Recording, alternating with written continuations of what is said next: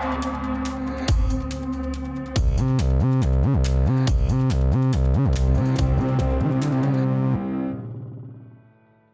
everybody, and welcome back. This is Deviant the Renegades, Beyond Hope, Episode 2. I'm your storyteller, Kelly. I am here to torment these poor deviant souls as we continue in our little limited series, I believe what they call them on like Netflix and things now.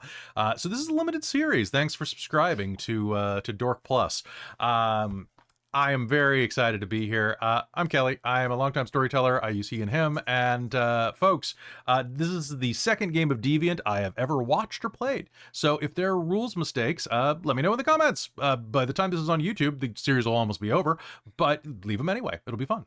Besides that, let's go ahead and meet the cast, and then I can start tormenting them, because that's the point of Deviant. I'm pretty sure. Let's start with our very own Trash Panda, Robin. Hi, I'm Robin. These are just my normal bags. I woke up like this. JK. I'm Robin. I use she, her pronouns, and today I get to play Roxy, our genotypal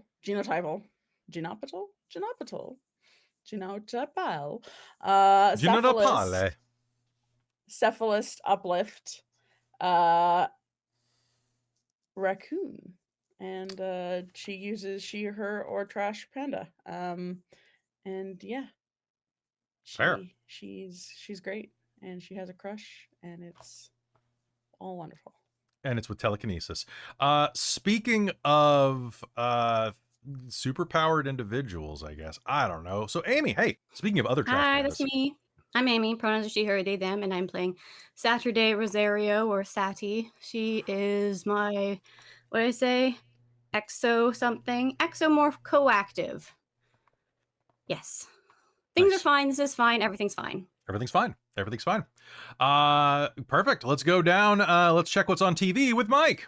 Wait a second. Changing channels. Nope, not getting any reception. Hi, everyone. It's me, Michael. Going with he, him pronouns. And today I'm playing Phaelon, Dell. He's currently operating on Windows 19. Catch up. Windows 19 is just a hole in the wall, isn't it? It's not even a window. I don't even know. No, it's pure AI created. Oh, is it? Now. It's AI for internet by internet. Perfect. Yep. And also created by AI, it's James. Why, hello there, everyone. I'm James. I use he, him pronouns. And today I am playing Sebastian Coalyard Jr., the exomorph mutant. Nice, nice. Is it nice to finally play to a mutant that matches your internal mutant? Yeah, it's good. Yeah, I feel that. Every time I play a cephalopod or whatever the hell Robin is, I feel it too. Can we just admit that, like, this book's a lot of fun, but man, some of these names are long. Psychic. Yeah, definitely. All right. So folks, we're going to be starting. I am octopus. You're an octopus. You could have been an uplifted strangest octopus. Raccoon. Listen. The octocoon. Throwing around stuff, that'd be great. Yeah, no, that doesn't parse well, but you get the point. Octopanda? Anyway, folks, we're going to be starting in just a second. Before we begin, though, quick reminder that, for one, this episode is sponsored by Bookworm Games, because Bookworm Games loves the World of Darkness and Chronicles of Darkness, and they love you too. You can love them back, and you can save 15% off of that love I'm losing the metaphor, but you go to their website, you buy some dice, and you feel real nice. If you spend 100 Canadian dollars, which is next to nothing these days, I know, because I just bought a bunch of art for another game, and it was really painful. But go support them, and at 100 Canadian, you get worldwide shipping for free. You also can get access to their fantastic new enamel pin collection over on BackerKit right now. Their Witches Kitchen enamel pins for Pintober. If you like enamel pins and you like kind of like a cottagecore vibe with like frog witches brewing potions, this is the enamel set for you. Go check them out. There is going to be a link in the description and in the chat right now. Besides that, thank you, Bookworm Games, for your continued sponsorship and all of your love.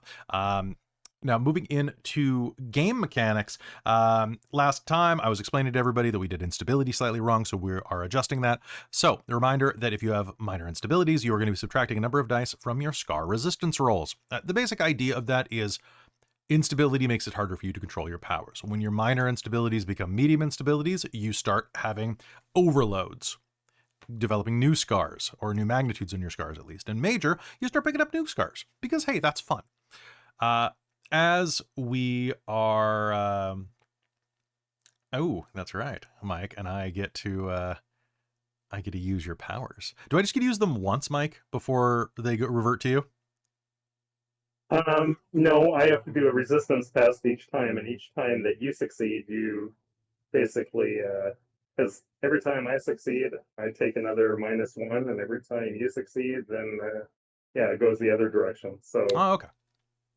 Yeah, but Perfect. you can use only once per, I guess, session. Once per session? Perfect.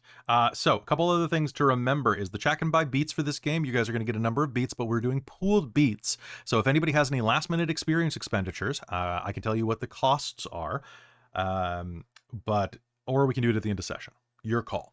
The easy ones are attributes are 4 experiences, skills are 2, specialties are 1, merits are 1. So if you suddenly remember that you knew Kung Fu, it's a 3-episode game. I'm not going to be riding your back about it. Sometimes you just wake up and know Kung Fu. It happens.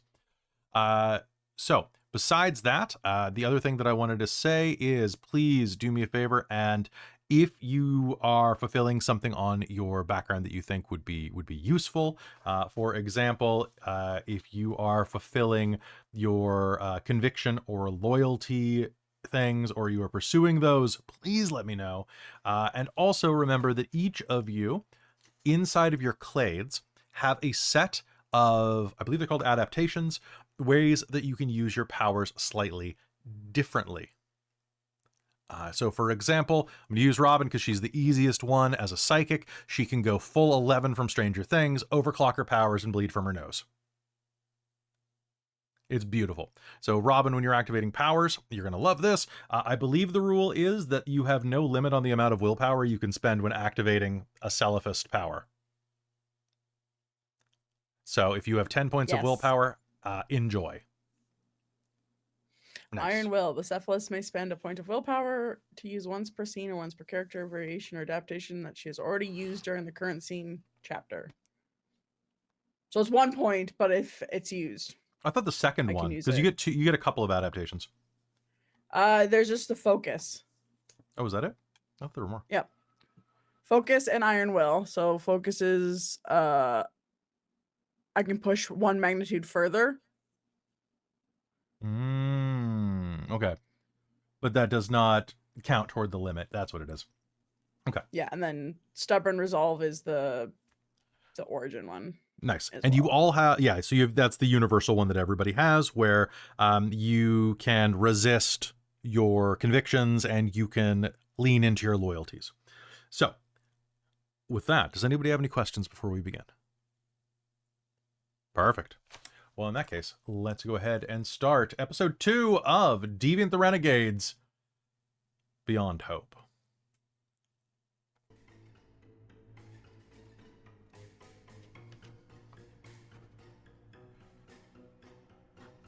Yesterday was going so damn well until it wasn't. You went to work. You met a cute girl. You did some legwork. You browsed the internet and made contact with some friends. And then it all turned to crap. The cabin that you had been so graciously borrowing from whoever decided to show up. And not only that, they showed up armed for literal bear and deer and foxes and wolves and whatever else is hunted out here. And unfortunately, they did not want to share their possessions with you. What began as an argument turned into a right clusterfuck. As bullets were exchanged, knives were drawn and very succinctly sheathed in people's throats, and Phaelon managed to let out an EMP that reached all the way into the town of Hope.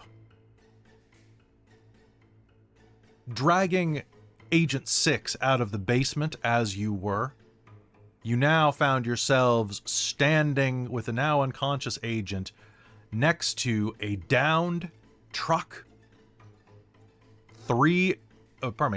two dead bodies and one critically injured body, a young man who had his face damn near bitten off by a rat. Not a rat, by a raccoon. Sorry, I didn't mean it. And on top of that, as you said, calm down. As you said, nothing calms down a woman or a raccoon like saying calm down. It should be the top thing in your toolkit. All right. Worse than that, in the distance, approaching you, you heard the sound echoing over the horizon of something growling, part canine, part mechanical, and all trouble. And that's where we're going to start our game right now. We're outside of the cabin. There are a pair of bodies on the ground, two men that, well, let's be honest, their names are forgotten to time. Two older Caucasian men lie on the ground. A man in his 30s, perhaps, lies there, most of his face having been torn up by a raccoon. And this howl echoes across the woods. What do you do?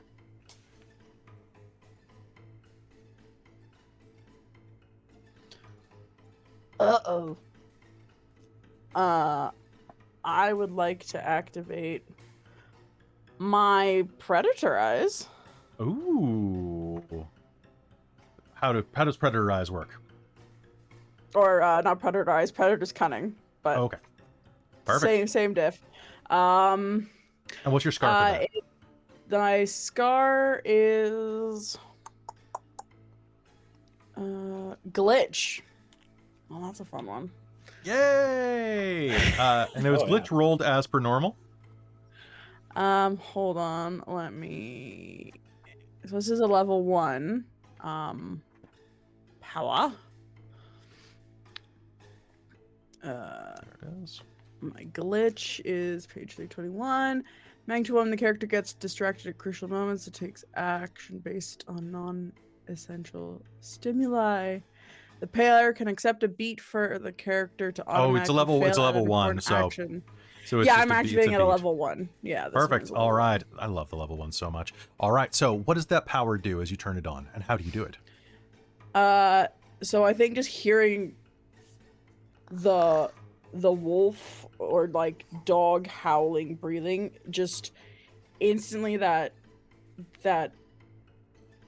animal instinct of fight or flight, something clicks in her body, and she becomes extremely aware of the wolf. All of her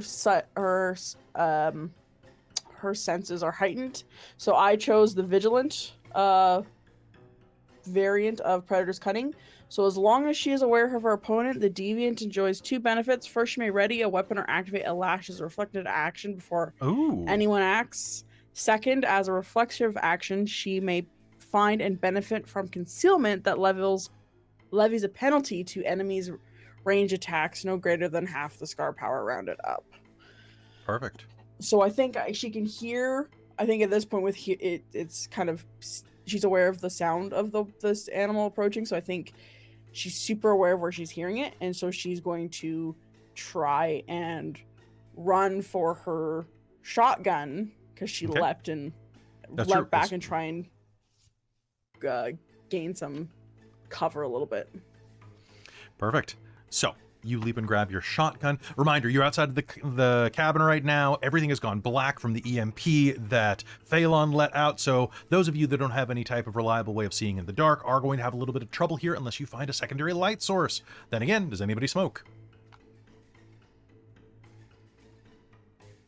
Yeah, Really, I no. probably do. I was about to say, like a guy like Sebastian, you probably have like an old Zippo or something in your pocket. Sure. Yeah, I'll probably rifle that out and then probably see about like I'm actually gonna literally just toss Agent 6 into the back of the truck. yeah, just deposit him roughly back there. If he wasn't unconscious and then I'm gonna before, see he is about- now. Oh yeah, yeah. And then I'm going to see about trying to get this truck started. Like, Okay. Phaelon, can you do anything about this thing? I want to like literally like pound my fist onto the thing. Okay. Can you investigate it? Give me a intelligence or wits. I'll let you pick, and you can either choose drive or crafts. Okay. Is that are you calling for both of us or just me, You or- are inspecting it first as you're calling for Phaelon, because Phaelon's back in the house having Okay. hidden away after his EMP explosion. That's right. Okay. Because I wouldn't I'm want to be just gonna outside. hear from Roxy being like, coming from the whatever direction, coming from Coming from the west. the west. I'm going to ignore the warning and just keep at it. I got 2 successes. 2 Let's try to do this as successes. fast as possible. You are going to see the keys are still in the ignition. You give it a quick turn. There is nothing. Not even hazards, not even the radio. The battery is completely drained. All right. I'll pop the hood, go around, and then literally just kind of haul out the battery. Okay. Batteries do take a minute to get out. They have a number of things in there. So that will take you a couple minutes to get that out. Alternatively, just a quick reminder, you guys have been traveling together. Phaelon can recharge that. Yeah, I figure we just need to get it started for now. Phaelon can operate a vehicle without a power source. He is the power source. All he has to do is sit in the vehicle and run it. I figured you at least could start it up. That's why I was pulling out the battery. Okay, so you pop open the hood, Yep. take a look at it. It looks like the internal mechanics of the car, the starter, everything is good. It just needs juice. Phaelon, juice. Everyone else, grab your shit. You pulled the battery out. You're going to have to tie those together at the end. I need to complete the circuit. I will shove it back in its spot and just kind of Okay, so lift up as the leads and just be like, as you "Go are- on." all right, so Yeah, you as you think we're gonna need to watch point? Saturday's got all her shit already. She doesn't have much, and she's already like sitting on top of the vehicle, keeping an eye out. And with Yeah. that, you are going to hear the sound of something crashes in the brush over to the west. To the immediate, if you're facing the cabin, the immediate left, so from the driver's side of the car. Can I get a perception and alertness roll? If you cannot see in the dark, that'll be at a -3. Raccoons can see in the dark, though, so that's a benefit. Mm-hmm. So perception and Oh, sorry, so alertness? that's wits and composure. Wits and composure. Wits and composure. Sorry, I've been running a lot of World of Darkness recently. Yeah, no, it's fine. I was just And you said looking for- -3 if you don't have night vision. -3 if you don't have night vision. Cool. The lighter will not help this because it's just beyond the range. But if you have something Phaelon's like going to switch his sensor array to infrared. perfect, then ignore No that penalty. success. No success. 3 suc- successes. You're holding up the wrong No. hand for this. I There's know, actu- I realize that. All right, what's up, Sebastian? I've got I can't see in the dark. I got nothing. Okay, so you're already working on this. Phaelon, how many successes did you get? Hang on, I'm figuring out my dice here. Totally. I got 2 successes. You got 2 successes. Both of you are going to quickly turn and glance and see what hit the ground over in the brush. And as you're looking at it for a second, there's no motion in the brush.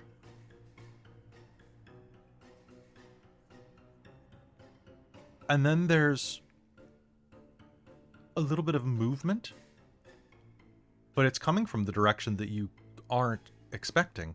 You're expecting to see something rising out of the brush, not leaves falling into it. Who is the closest to that side of the car? Is it just, it's probably Sebastian. Sebastian's probably the biggest target. Cool. Yeah, Sebastian. probably. All right. So in that case, that is going to be a tackle roll from me. You can't see this coming, so there's no defense. And I'm going to add 1 for just advantageous position. Okay, You that have could... the high ground. I have the high ground. You are going to hear... And suddenly, a creature is going to launch itself from a nearby tree about 30 feet up in the air. This thing was jumping from tree to tree silently. It's going to crash into Sebastian. That is going to deal 1, 2, 3 points of bashing damage as this thing just sideswipes you and pins you to the ground. This thing, I need an initiative roll from everybody. This thing over top of you is, it kind of looks like a mastiff, but someone stripped the meat off of the bones and instead laced them with hydraulics. A number of cybernetic servos are attached to the side of its brain, which is, you can see with your lighter as it tumbles to the ground, part of the brain is visible and throbbing under what looks like a polycarbonate layer. Of course I roll a 3. Okay, so initiatives we have. Ooh, good job. So looking at... Mike, if it's easier for you with the mask on, you can just tell... Oh, perfect. Okay. All right, so that is going to crash into you. I've got Roxy with a 12. I've got Phaelon with a 10. I've got... I've got Sebastian. Sebastian and Phaelon, what are your initiative mods? Or your initiative score? 5 for me. 5 for me. Okay, well, both of you roll a dice. Oh shit, I forgot to add my thing from my freaking weapon again, Kelly. Sorry. Let me... It's okay, you're already first. Okay. Okay, great. All right, so James rolled an 8. What'd you roll, Mike? I got a 5. Okay, so it's gonna go Roxy, Sebastian, Phaelon, then Sadi, and then Fido. Great. Okay. With that, this is going to happen above you. Roxy, what are you doing? This is about 10 feet in front of you. Cool.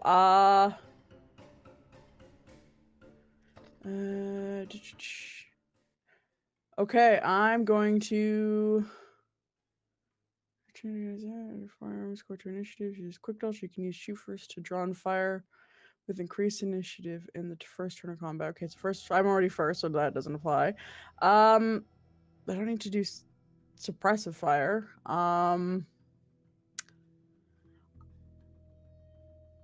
Yeah, I'm just gonna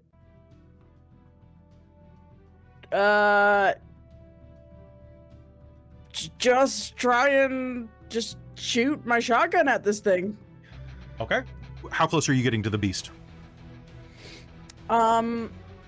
For shotgun, Roxy would know what is a good distance for damage. Robin doesn't. I would say I would say back up a few feet to make sure that this thing can't dodge. Okay. So yeah, Roxy will do that because Roxy knows Robin does not. All right, that Roxy's sounds gonna do it. great. Can you please make me a dexterity and firearms roll? And what's your specialization? Yes. What? A specialization? Do you have a specialization in firearms? No, I should definitely buy one though. You probably should. Yeah, probably should. No, I have Demolisher merit, but that's an object, not necessarily a creature. Fair. So Dex and firearms. Pew.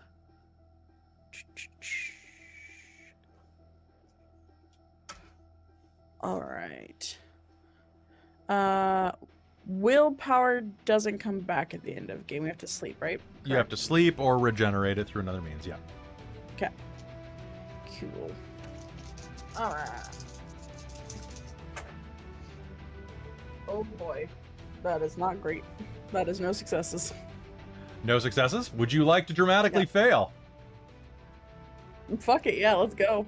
Okay, roll a dice. On a 1, you hit an ally, and on a 10, your gun jams. 1. Okay, I'm gonna randomly choose an ally that would be near you. I mean, honestly, Sebastian's right there. If I hit a 10, I hit an ally. If I hit a 1, my gun jams. No, I said, No, it's the other way around. It was the other way around. Oh, All right, Sebastian, take Roxy's firearm rating in lethal. Okay. What's the damage? 2. 2. I take Yeah. 2 bashing damage. Oh, nice. All right, 2 points of bashing damage are going to like strip the side of your leg down a bit painfully. And it is going to be Sebastian's turn as this gun goes off in the darkness. Sorry. All right. So at this point, some of my powers are actually going to kick in. Nice. So a lot of my powers are persistent, so they're always on.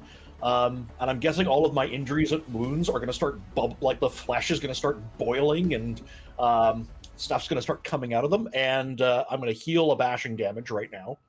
Oh, nice. And then I'm going to reach out and grab. I'm going to try to grapple this thing. It's Okay. right on top of me. Yeah, I'm going to attempt to grapple it. All right, that sounds good. Let's go ahead. So this is a contested strength plus athletics roll, if I'm not mistaken. And, It's a brawl roll for grappling, isn't it? oh, yeah, sorry. I have been running too much D&D, too. Okay. Strength. Oh, good. It has some. You know what? I'll spend a willpower too. You know what? I would spend a willpower if I had any. Oh, you know what? Maybe I don't need it. Maybe I don't need it. Uh-oh. Oh, damn.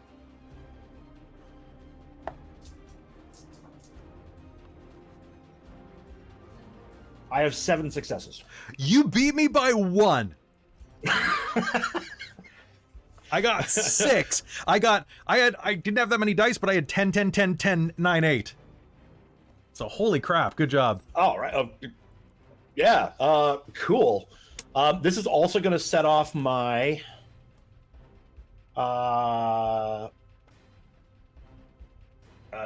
This would also set off one of my scars. I've got glitch as well at level 3. Ooh. And I spent okay. a willpower, so that's going to trigger that. Okay, so how does that one function? All right, so that one causes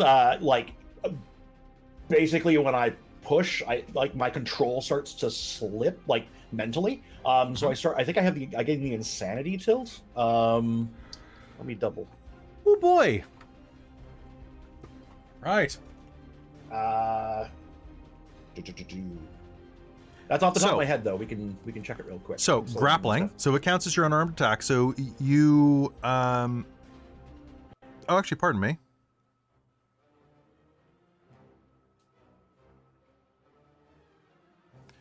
One action.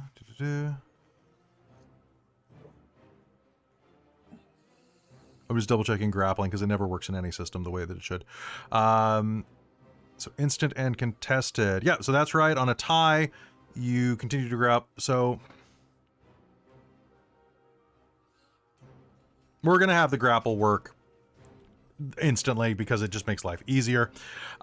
So you get, I believe you get, because of your merit, you get 2 grapple options when you get a success. Yeah, I've got Demolisher. I've got. But you had Grappler as well. I have Grappler's specialty. Oh, okay, so you get Grappler- 1 grapple option that you can spend, first of all. Okay. And I can do damage with that, right? You can. You'll inflict damage equal to your successes. So in that case, you'd inflict 1. Oh, okay.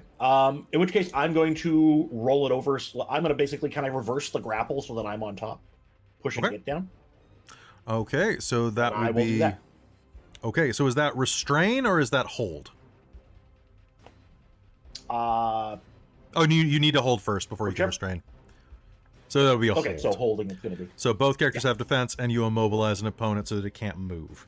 Perfect. Okay, so it's stuck there. That makes it an easier target. Then you're going to pick up the insane tilt, from what I understand.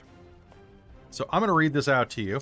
I'll You look can it up. find the insane tilt. If we were playing in person, I'd hand you a card. But so the insane tilt is on page 317. You suffer from a panic attack, sudden imbalance, or full-on psychotic break. You gain a +1 to all combat rolls. But take actions after everyone else. A character suffering from this tilt cannot spend willpower in combat and suffers a -3 social rolls. Any character with a appropriate condition may acquire the insane tilt. In the tilt, the specific effects don't normally last beyond the end of the scene. To end earlier, roll resolve and composure. It's an instant action contested by a dice pool of 10 minus your resolve and composure. You can take no other turns or use your defense that round while you try to get it together. Okay. So, how does this work for you? Like, what does this look like to everyone else? Well, what he would do is he'd probably like just bellow out in rage and roll the thing over, and then I think to everyone else they would see him like holding it down, and then it's like the image of him starts to like fluctuate as the flesh is kind of hanging in what was the guise of him begins to like ripple and shift, and it almost kind of like clay-like, like the him blurs, and there's more of like something like a golem behind it, like just a fleshy mass of muscle and sinew and various stuff with wounds. And I'm going to say that the voice goes very low and very like tonal at that point. Like it sounds almost a little more like a, this is a bad example, but like a whale call than a human scream. That very like reverberating, kind of like you picture a golem sounding. Perfect. All right, so you've got it there. Phaelon, it's your turn. The battery is still hanging there outside of the car. It was in the process of being connected. It still has to get its negative put on. He's going to jump into the vehicle and grab the steering wheel, and he is going to try to use his power anyway. I would love it if you did. Go ahead and make me that roll. Why do I get the weirdest feeling this might not work? You never know.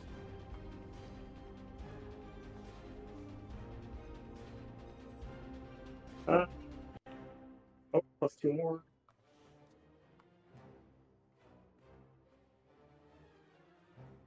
Six successes. 6 successes. Cool. Give me your scar resistance roll. And don't forget your minor instabilities. Or is this the one that I only roll?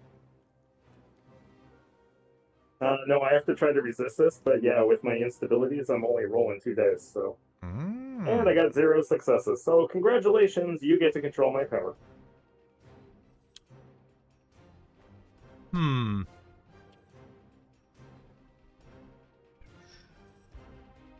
Cool. I know exactly what's going to happen. Okay. What are you thinking? What are you doing as you sit behind the wheel of this car? You just trying to will it to start? Yeah, essentially just, I don't care there's no battery in there. I am the battery. I am one with the vehicle.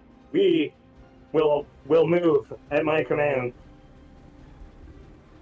And as you say that, there's going to be a sound that erupts through the air. And the smell of ozone as a low pressure front suddenly emerges and a bolt of lightning is going to strike the hood of the car. The inside of the car is going to go and glow bright blue for a moment, and you're going to be able to see like Phaelon's skeletal structure from the neck down visible for a moment. And then a pulse is going to go out into the distance, and suddenly the car is going to start. You're going to hear, "You ain't nothing but a hound dog," blaring off the radio, and the cabin's lights are going to turn back on. And the storm's not going away. Rain is going to start coming down in sheets. That is Phaelon. Phaelon, you got the car working, buddy. If he had hair, it would be standing on end right now. You still have, like, arm hair, I'm pretty sure. Well, yeah. It's just... You're like a porcupine right now. Perfect. All right, Sati. I'm assuming that you still have your lash out because you had it at the end of last scene. If you want to say that, then sure. Yep. Okay. Now, just to note that Saturday was crouched up on top of the vehicle, so she's not grounded in that sense. So, but she might be a little sizzly. You know what? I will let you make a reflexive dexterity. Unless you count that. I'll let you make it a reflexive dexterity and athletics roll to have jumped off Okay. when you heard that. Sure. Can I add my parkour to that at all, or fleet of foot? I'll allow it this time. Dexterity and athletics. Okay. Okay, because I have a specialty in parkour, and I also have parkour, and I have a 1 dot of fleet of foot. So. All right, do it. Am I adding those? Yeah, you're gonna go ahead, add parkour. Fleet of foot doesn't add dice, No, it just gives you adds to my speed, I think. so you can use your parkour Specialty method. will. But yeah, you can use your parkour Yeah. to do a spring step. Sure. Yeah. And do this at a. How many dice do you have? Say a minus. I have 7 right now, Roll 4. which doesn't Do it- mean much for me. Do it as a -3 because you're Okay. dodging lightning. You're True. dodging lightning with about a second of preamble at least. 2 successes. Okay, you're gonna jump off right as the entire sky lights up, and as you you're gonna tumble off, roll, and come face to face with bubbly golem and this tiger wolf thing.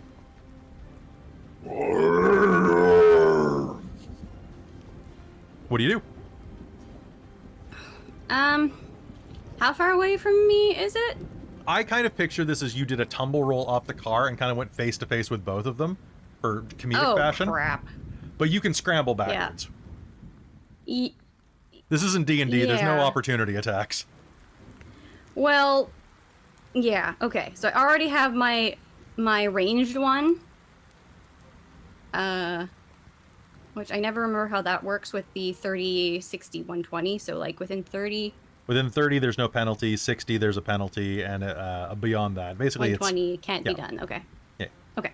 So that means I can, if I've still got that out and active, because it was just at the end of last game, then she will use that. Get a little bit of distance, just to not be right up in its face. sounds good. And we're gonna try and do this. So this is for me, it's dexterity plus athletics minus target's defense, which is probably pretty Okay. high right now. So it's 6. So I can still use my defense against the grapple at this point. Yeah, because my dexterity plus athletics is 6 exactly. So if I spent, for example, a willpower,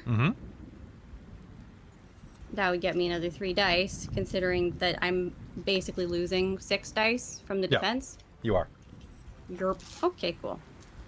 Let's give it a shot then. None of your adaptations for being a blood energy person will help with this, right? I mean, if I want to push a certain variation further than... Oh, that's true. You can up the Normal? magnitude. What do you do? So we're just going to use willpower and roll at this thing and try and knock it down. And you say 10s explode, right? 10s explode. Okay, 1 success. 1 success is going to hit. Go. What's the damage on that lash? This one doesn't do damage. This one does stunning, and it knocks down. Okay, so knockdown will not be So good. both tilt supply, as far as I'm aware, So because I stunned didn't take the one that and lets you knocked choose. down. Okay, so stunned. I lose my next action and have my defense until I can act. Perfect. And then knocked down is going to lose your action. Okay, and you're prone, and I have a -2 if I do eventually attack. Okay, perfect. All right, so Fido is going to get hit by the lash. How does this work? So you can see that Sebastian is mounted this thing and is preparing to wail on it as the rain's coming down. And are you just lashing this thing around the head? Are you kind of choking it? What are you doing to stun it? It's basically just these little bullets of of like blood, effectively. So Perfect. in this case, it's probably like it sweeps out and probably just.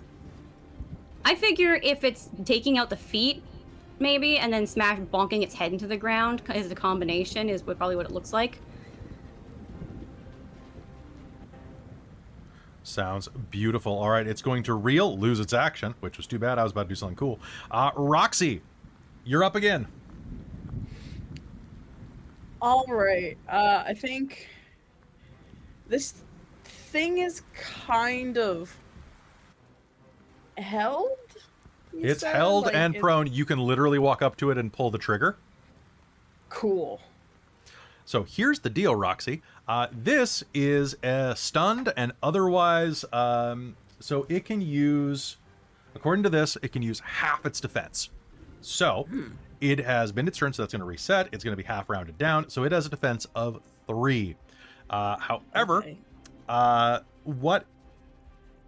So what you're going to do, you're going to walk up and you're going to roll me dexterity, plus firearms, -3. And I'll actually, yeah, that's what you're gonna roll. And don't forget that 9s and 10s explode with a shotgun. You can also spend willpower.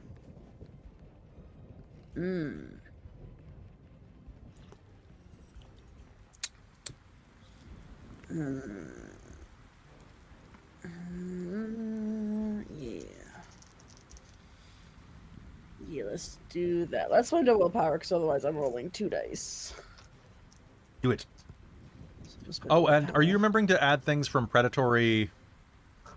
I thought that added to your attack.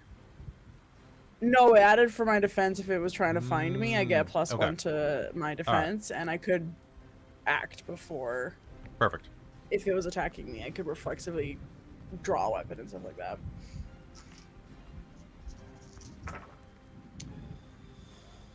Oh, thank goodness. There's some successes there. Man, if All you right. guys have 2 they sold the arm. successes. 2 successes. And what's the shotgun score? 3? Yeah. Okay, so that's 5 levels of lethal damage. Oh. Okay, 1, 2, 3, 4, 5. Plus the... Oh, no, I was pinned, so that doesn't... All right, so 5 points of damage as you fire, and you see a big crack forming along the polycarbonate brain casing. Blood and mostly oil, and some type of gray So- liquid is going to spray out on the front of the bumper. Is this is not an object, right?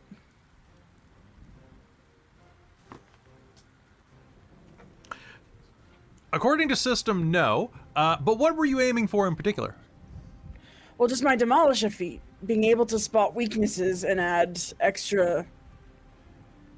So, according to the system, I think basically like once it is a creature, that does not apply. But we're gonna get fancy, put some dressing on it at the very least. So, do you want to describe what this shotgun blast does to this creature? Yeah. How does it look? So I think going up kind of, I think almost to like the base of the skull. I think gonna just like walk on its back where it's being kind of held down and just like, and then just explode it like at the base of the neck. The base of the neck. Okay. So the neck is going to kind of shift to the side, and it's like its neck starts to come free of its body. The robotic spine starts to strip out of it like the head of a Rock'em Sock'em robot toy, and is almost attached, you know, like a snake flashlight, you know, like one of those like ones that you can move around, and its head is disjointed and off to the side, but still attached to its body and still trying to gnash in its stunned state. I don't think we're gonna have to worry about that very long though, because you've created a wonderful opening for Sebastian. Are you saying anything or moving? Yeah, she's gonna move back off and go, all right, Sebastian. All right, Sebastian, you are on top of this boy, and it has a defense of 2 right now, thanks to Roxy. All right. I think he's probably gonna like wrap his hands around the thing's throat and just try to pull the head right off. Okay. So we are doing a contested grapple roll. I cannot act. So the way this is going to work is you are going to roll your strength and brawl, and I'm going to roll mine. Listen. There we go. Okay. I got 0 successes. Funny that. And I've got 3. You've got 3 total, and that's with your specialty rolling an extra dice and everything? Yeah, yes. I just didn't happen to roll terribly well on that one. But all right. So that's going to be. Are you just going into damage with that? yeah. I think so at this point. You're just going to start to pull and rip. As you are digging down into this thing, you're starting to like pull its spine apart.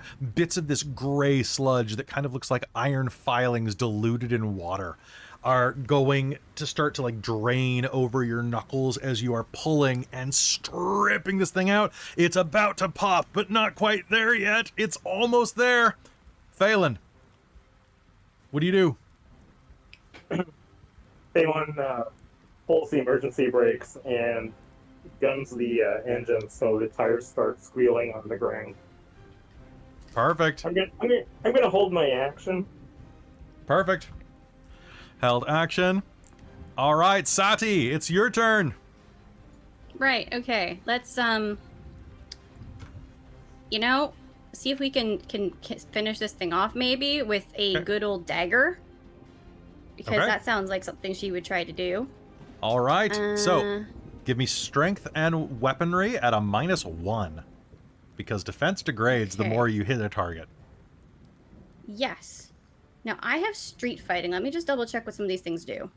It allows you to throw Hadoukens and to do... anytime your character is close enough to strike while an opponent attempts to get up from prone position, she can reflexively cause 2 bashing damage. That's cool. That is cool. Whenever you make a successful attack, you can spend a point of willpower to cause extra 2 points of bashing damage. That's nice. Might I suggest the spinning bird kick? Yeah. Okay. I think this is a brawl is a better option for this then. Just wreck it. Sure, it could be. Instead Remember, of brawling does weaponry. bashing damage usually versus lethal. Yeah.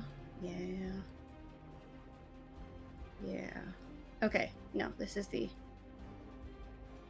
Oh, those are for touching. Okay, so it's basically every time I do fighting, I can do more bashing. So we'll use the dagger then, which has a damage rating of 0, I think. So it's just whatever it does lethal. This thing has. Yes. So yes, I need strength and brawl, or remind me, strength and weaponry. And are you stepped away, so you have to step up to it, so you can't do an all-out attack. Go ahead and do this at a -1, because my defense is 1 right now. I can't use dexterity. It has to be strength. It's always strength, unless you have a merit. I don't think I do. Not for this yet. But I have a specialty in knives. So that'll add 1. And its defense was 1? Its defense is 1. Okay. It normally is 7, but then you halved it by stunning it. Yep. And then Robin shot it. And then James punched it. Or pulled on it. Ah. 1 success. 1 success. So, jamming your knife into its cervical spine. There is going to be a grinding of gears, and this thing is going to howl. And as it does, it sounds like a shorting out boombox. Just... And you'll hear... as its eyes go dark. As you are jamming the knife in, you're going to cut the last couple of cables and things, and Sebastian is going to rip the head clean off at that point with the tension removed. The mouth kind of slags open in your hand, Sebastian. And with that, we are out of initiative. What are you all doing? Getting into the vehicle as quickly as I can. Yeah. Grab the head. I can tap into it later. Sebastian's gonna like shake and then like probably start to reform himself. Okay. All of the injuries are gonna disappear, and I'm gonna go back up to full health. That's handy. Ooh. I gotta hurt you more often. Because I am tough as I'm a tough bastard. All right. And I'll go around to the back of the truck and probably like climb in there. Oh yeah, how's Agent 6 doing? As you open the back, you're gonna hear and a very burnt man is still alive by the skin of his teeth. Oh. You're a lucky shit. And I'm gonna toss the head in beside him so he can have some company and then clamber into the back. All right, is anybody taking any of the bodies or equipment on the bodies? Roxy will do a Yeah. quick, like, loot through shit. I would like, Yeah. so Roxy, while you're out there, and if Sati, you're out there, you quickly Was can one give of the me... bodies still in the vehicle, or did they all taken out? Phaelon's about to start the vehicle. Like, he's got the tires squealing, so Yeah. like, if you don't get in the vehicle, he's leaving without you. You got about 5 seconds to grab guns and hop in, basically. Yeah. So I want you to make me a wits and investigation roll, just to make sure that you grab everything that's there. Just to Sunny. confirm, Yeah. we knocked the other body that was in the vehicle out? Like, Yes. there's nothing in the car still? Okay. There's Agent 6, but like... Other than, yeah, but But he's part of the people, because I remember the one He's that was half in the car fused with and the then with the most of leather interior at this point. Like his flesh, you're gonna have to peel him off of this with a spatula. Okay, then Sati's not going to worry about it. I sort of thought there was one still in there, so she was going to rummage through that and then push the body out, but nah. Nope. There's just the younger guy whose face was ripped up, laying on the ground next to the truck. 2 successes. Yeah. Okay, so you are going to grab 2 rifles and hop into the SUV, but as you are and Phaelon starts to pull away, you're going to notice something that you really don't like.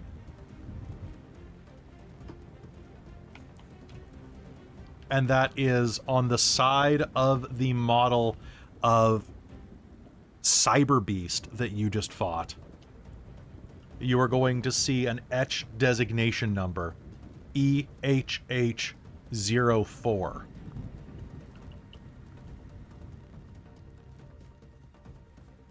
Which leads you to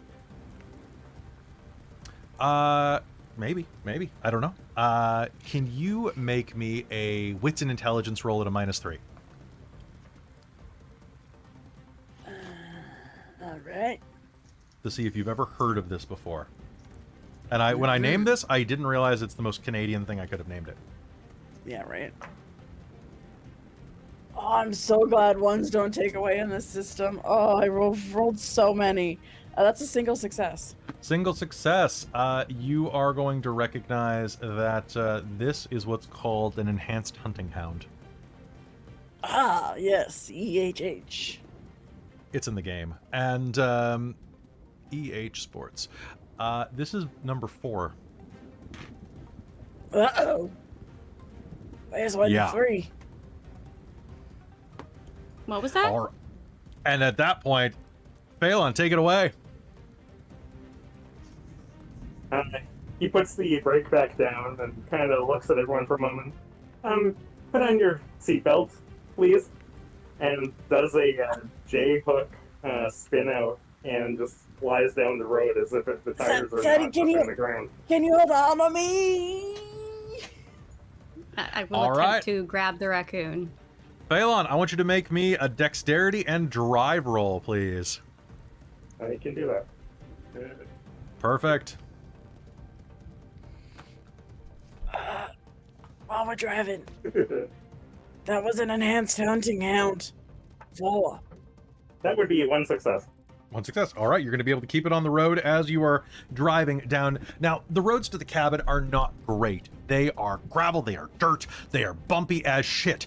And you're very lucky because you're driving probably a $90,000 to $120,000 SUV right now. And that means that as it hits the tree root around the corner bank, you don't lose your damn wheel. However, you almost lose the raccoon as the car pitches about 2 feet into the air at an angle as you go.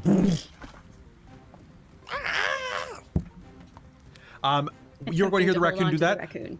You are also going to hear a noise from the back seat that is going to sound very similar to Velcro, but much more like... And then Agent 6 is going to start waking up. Well, he's not going to start waking up. That is his wake-up call. The sound of Velcro rips out of the back seat, and Agent 6 is going to swing off of his seat pendulously, slamming into... Who's in the back seat with him? Is it Sebastian? You're in Saturday is. Okay, Probably he's the going back. to... Probably I trying to thought I hold was the in raccoon. the back with him. You're in the backpack. So did you... You said you went into the trunk of the SUV. I thought I put him in... Oh, it's an SUV. I thought it was a truck. Oh, my apologies. So I thought it was on the bed. Never mind. Yeah. So, yeah. No, you... It is not a truck. But as you... Wait, was it a truck? No, I'm pretty sure you said SUV in the beginning. I'm pretty sure I said SUV. At the very least, I know it had a front and a back seat and like 4 doors. So it might have been one of those trucks with like the 2-foot beds. But either way, we're going to say it's an SUV because... drive Cybertrucks. Yeah, they drive Cybertrucks. That's how the raccoon got in. Yeah, like, it's a dumpster. It's a dumpster on wheels. It's a dumpster on wheels. How could I not want to be in it? It's true. That's how you can tell the conspiracy. It's just literally all Cybertruck drivers. And you're just like, this is the easiest conspiracy to avoid in the world. Just go where it rains. All right. So, I'm sorry. I can't make fun of it enough. You are going to hear that horrible Velcro sound, and Agent 6 is going to pivot up next to you, Sati, and you are going to see that a huge portion of his face is still stuck to the seat from where the lightning combined it. He is going to scream. So would that be lethal or aggravated damage? I'm gonna let him roll for it. 1 sec. That's aggravated. That's a 1. He is going to scream in your face. You're going to see like part of his cheekbone. There's a lot of blood, and he just kind of screams and like grabs onto your thigh and goes, "What are you guys doing to me?" Huh. Well, you're probably about to be dog meat, Bethka. So I guess saving your life. I feel like I've been smoking for years. Nah, just a few minutes. Cause I'm a contractor, man. Just let me go. I'll tell you whatever you want, man. Just let me go.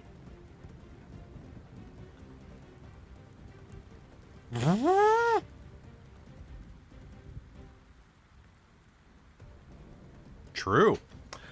So he is 2 of your convictions. Do you guys want to take a quick look and see what that means in terms of what convictions resolving them do?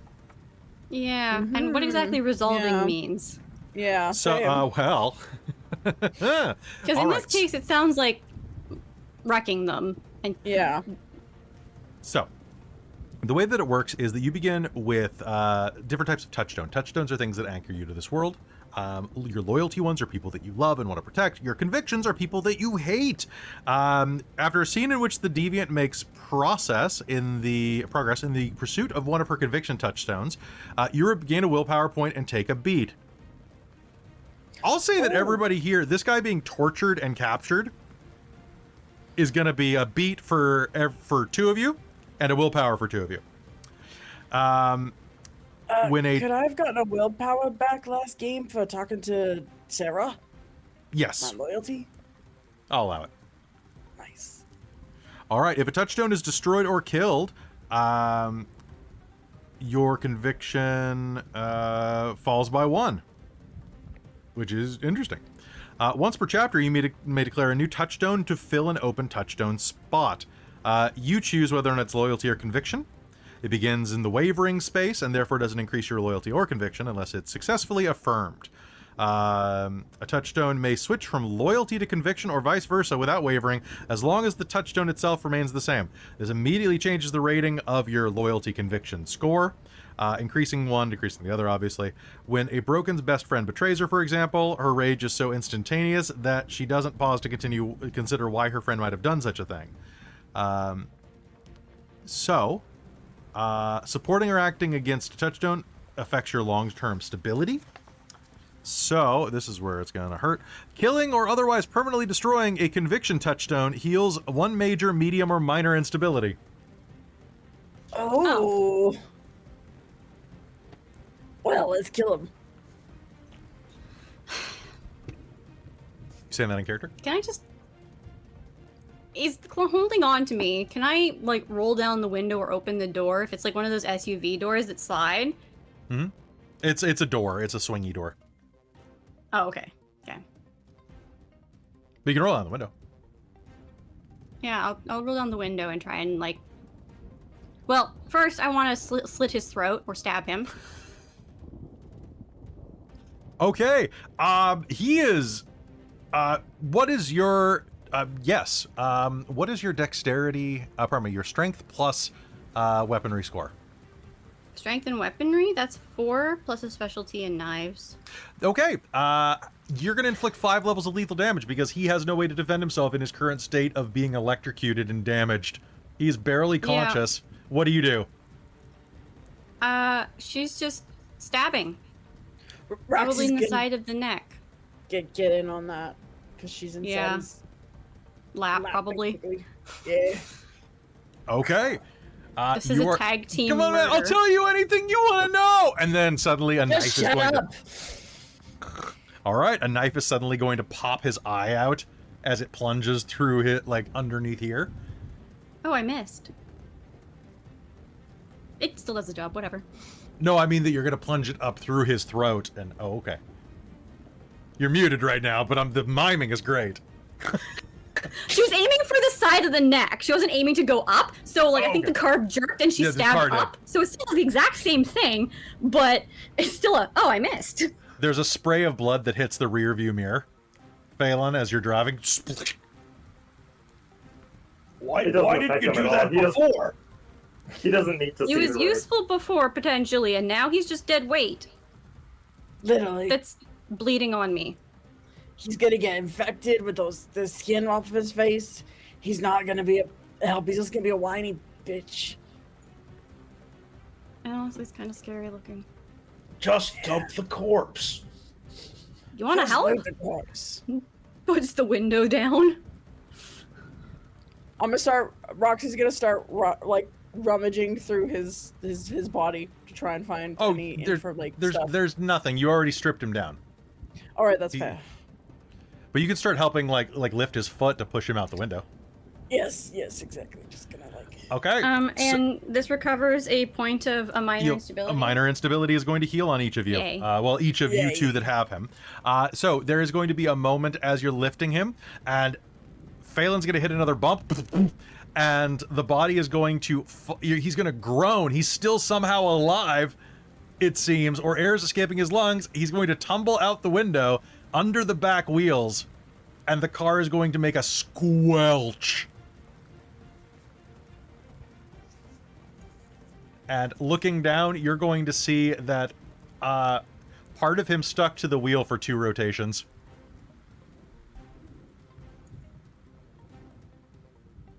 He is dead. Yeah, the other half of his the face. windshield wipers on. All right. Thankfully, it's raining, so that'll get some of the blood off. All right, and with that, you begin making your way into Hope. What do you do? Where are you headed?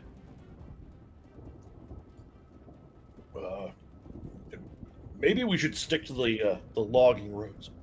It might not. I don't imagine having blood smeared down the side of our car is gonna not attract a lot of attention. I mean, raining. We hit an elk, a deer.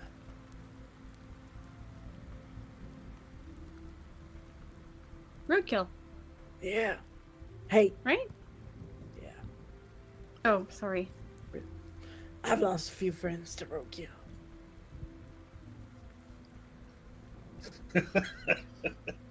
Yeah, I suppose you probably have. All right. So, there's a thought. People are probably going to be searching for this vehicle, or since it's probably connected to the people that just got horrendously killed.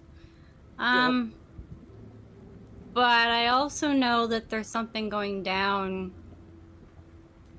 I don't remember. It was a parking area. Yep. What was it? It was at a truck parking area in town. At the truck parking area for a bunch of big rigs, something that the Hells Angels are dealing with. So that could be convenient. We could take a big rig. That'd take us someplace. Yes. Could sneak home. I'm going to head towards the nearest gas station. I don't know about you, but I could use something to eat.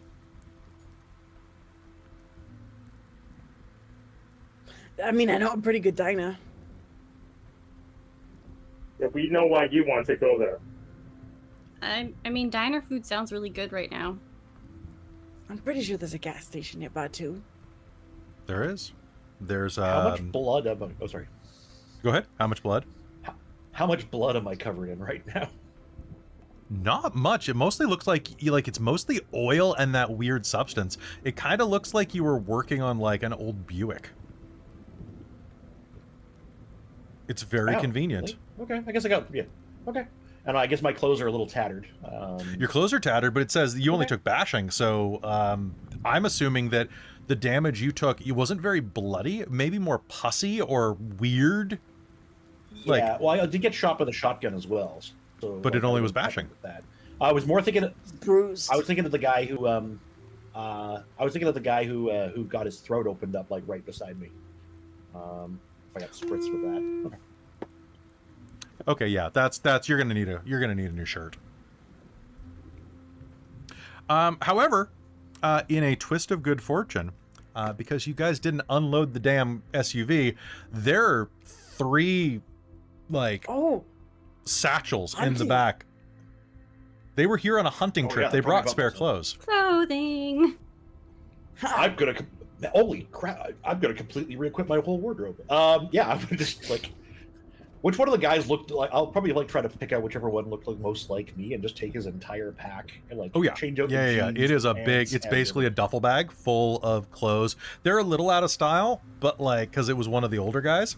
But like you're gonna be like wearing a lot of plaids and a lot of. It's the stuff you'd be wearing anyway. Yeah. So I'm just like, naked man alert as I start getting changed in the back. Oh, we get naked? Don't worry, no one cares. This I mean, is the second part is to Roxy. We're going to the diner. I kind of want to. Yeah, okay, fine. Alright, I'm gonna shift. Can we wait till the car's not moving? Oh, fuck. All right. So you're going to see, as you're in there, by the way, this is going to be Pinnacle Peak apparel stuff. So, or Storm Peak. Like, we're talking like top of the line, like ridiculously expensive. Like, we're talking like a $500 fleece. And go ahead and that automatically just works if you make that roll, Robin. Yeah, okay. Did you trying to remember what my pool is for this?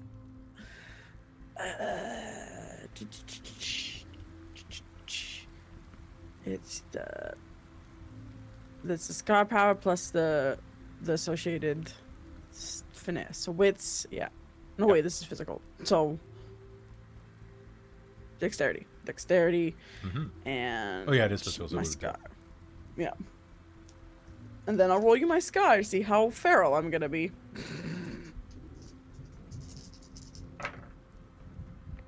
Actually, you don't. It's a level 1 scar, so I decide when you go feral. I offer you a beat. Oh, do you? Yeah. Because it's only level 1. Yeah.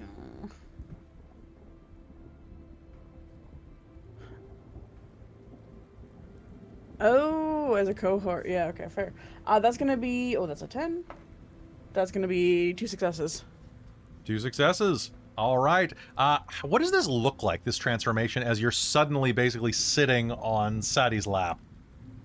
I have a feeling there's going to be an elbow in Sadie's face and a slight bruising as the raccoon human flails, is my guess. Yeah, you're just That's gonna what I suddenly... see. Yeah, you're just gonna see suddenly, like, just suddenly the raccoon like just suddenly expands into a human. The limbs extend, the tail shoots kind of in and like goes up to her hair, like her hair retracts, and then suddenly her actual like physical hair comes out, and all of a sudden, yeah, this naked girl, very thin, but yes, naked girl suddenly on your lap. With the vehicle in motion. Yep. Yep. This is a reflexively hold tighter, but also ow my face. Yeah.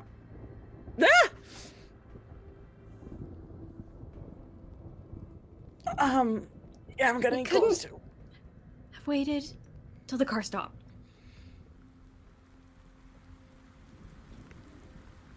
Man. And with that, you're going to bounce off into town, heading into Hope,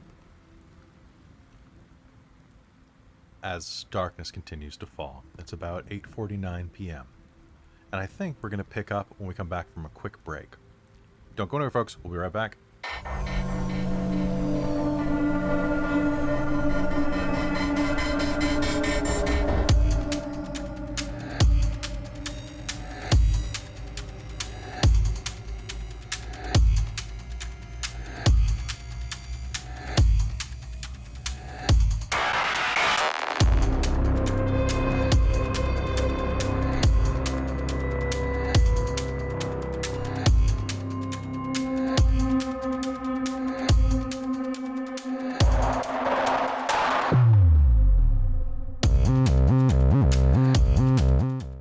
And welcome back. We are here with Deviant the Renegades, and let's hop back into it.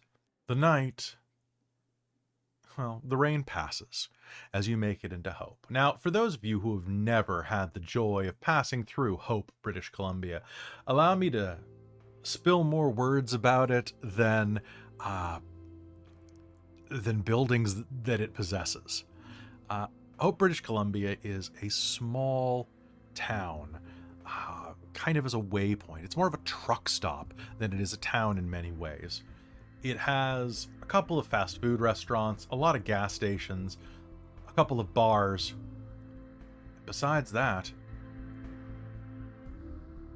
beautiful nature around it. And in the middle of the night, as you make your way through Hope, where are you headed? Going down to the gas station to gas up, of course. Seems like a good place to stop.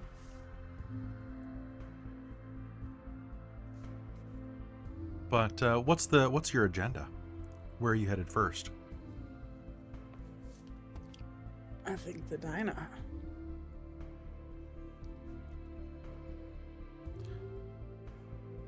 Okay.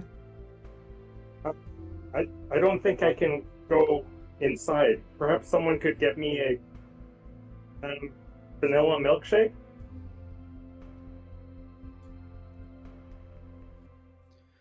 Yeah, sure. I think we can figure something out. If they have it. I don't know if they have vanilla milkshakes. Do they have milkshakes? Probably. I think so. Shows what I know. I haven't been one of these in ages. Does anyone have money? I realize I don't have money for this. He just gets scraps at the back. Didn't we snag Agent 6's wallet? All right. I'll reach in my wallet and pull out. I probably have a decent amount of cash. Yeah, you've got a lot of $100 resources in the bank because I get paid under the table. I mean, Saturday has whatever money she's picked up while busting different things, acting as like vigilante type as her finder's fee of sorts, is how she rationalizes it. Okay. So you've got enough for some food to grab some stuff. Do you head inside?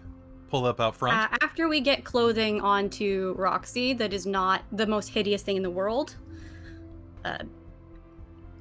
I guess maybe rooting through the bags to see if any of them has a slightly smaller frame and what doesn't look like she's wearing. I don't know. A lot of the stuff. So Roxy is, I would say, definitely like a women's small, just because of the emaciated nature. that she was described to having.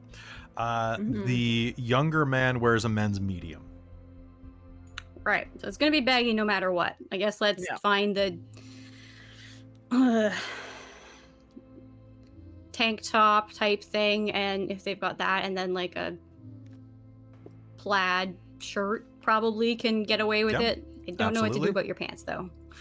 Those are gonna be baggy no matter. There is luckily, one of the things that will probably help is that this guy apparently stays fit. He's got a couple of tight compression tops, like Under Armour style ones in there.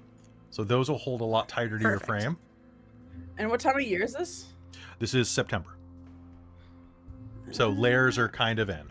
Yeah, I was gonna say he might have a pair of long johns on him too, so could wear it as leggings with like a very baggy top to almost a look butt like a flap? dress legging combo. No, but just like wool blend, like basically leggings without pockets or anything like that. Probably. Okay. Maybe. Yeah. As underclothes. Yeah, you can. You're going to look a little bit like... At best, you're going to look university student. Yeah.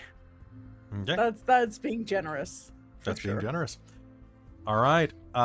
It is 8:49 p.m. when you roll into the front, the street outside of the home diner. You leave Phaelon in the car, promising to bring him a milkshake. And you head inside. There are not terribly many people inside. 5 or 6, finishing up their meals. A pair of old men playing a portable chess game near the front. The home diner is not, or home restaurant as it says on the sign, is not particularly large. It has a number of tables with wooden tops and dark black chairs with red cushions. It has a long standing bar in the center, one of those raised tables with the stool chairs. And all of the food is made behind the counters looking in. There's a lot of wood, a lot of hanging decor, what looks like some type of owl decoration up behind the bar, and all of the drinks, the cashier, and the menu items are directly behind the counter in front of you. And then behind that, of course, is the kitchen. As you enter, a voice is going to chime up and say, hi there, welcome to home. Grab a seat wherever you like.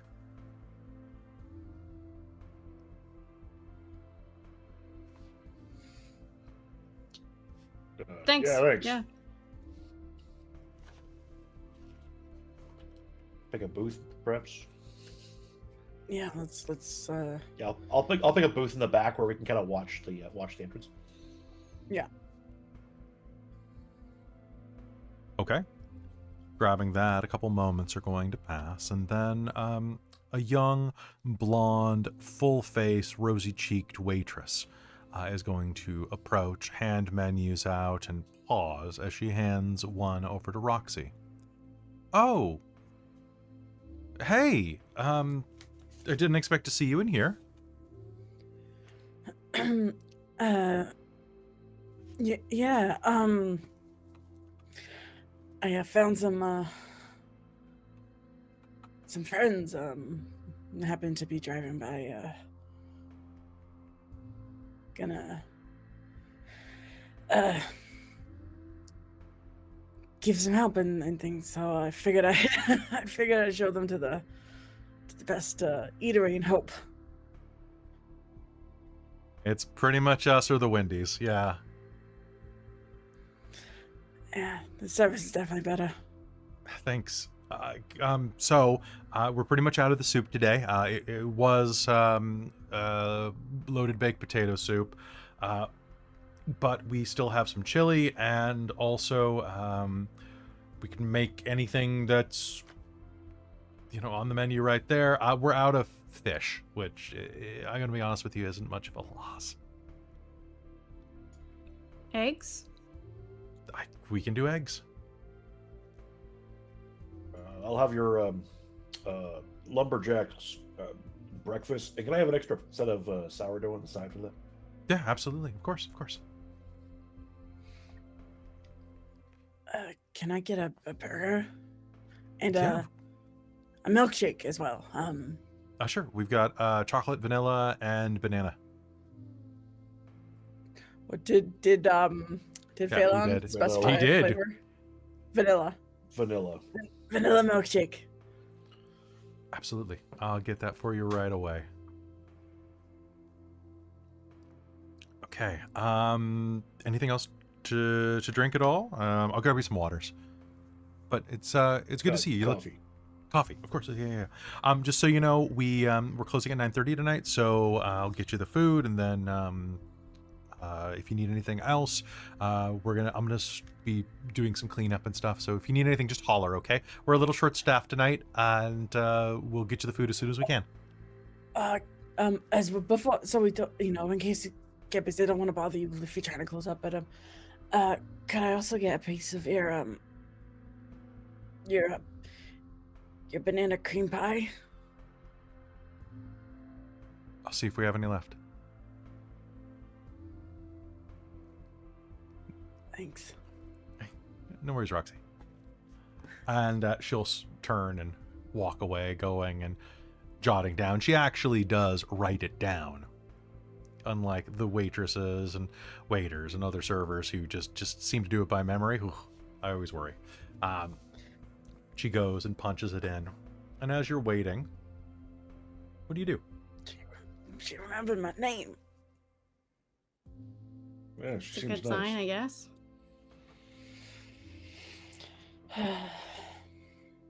Aren't you worried you're going to get her involved in things? I know. I mean, we're gonna be leaving you probably, but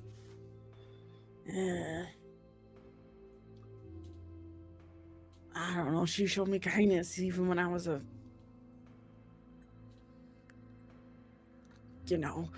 creature on the streets. She was kind. She kind of had a good heart, and she's real pretty. Well, okay. Fair enough. Fair enough. Can I get a wits and composure roll, just because you guys are keeping your eyes out at the front door? Hypervigilant as well. Perfect. So that gives you 9 again on this, or 8 again? I can't remember. Something good. It's at very least 9 again. I might need to know if it's 8 again. I rolled 8, All right. 8, 9, 0. Wow. 3 successes. 2 for Roxy. Hypervigilance is 8 again. But if you succeed in exceptional success, you get spooked. That's 6 successes. Okay, you're going to gain the spooked condition, which is very fitting. Roxy, what'd you get? And what'd 2. you get? 2. And Sadie? Looking outside, 3. what you're going to see is a couple of pickup trucks heading up and down the road. You're going to see that there are quite a few just people milling around. But I say quite a few, I mean, in the entire time you've been sitting there so far, you've seen less than 10 people outside milling around. For Hope, it's a busy Friday night. There's nothing. You think you're good.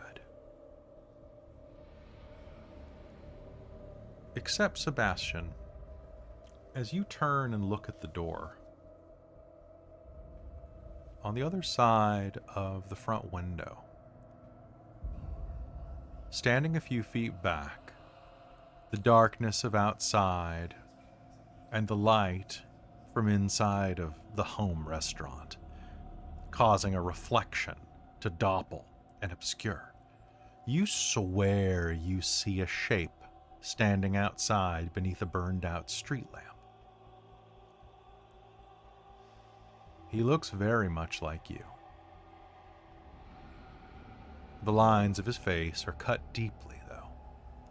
His hair is curled and white, with little shocks of steel gray still clinging to life from where it once was black. He has jowls and a long nose that used to be a bit shorter when you were a child. His ears as well don't quite match the face anymore. He is dressed in a woolly vest beneath an old tweed suit jacket. What the hell? Your father stares at you.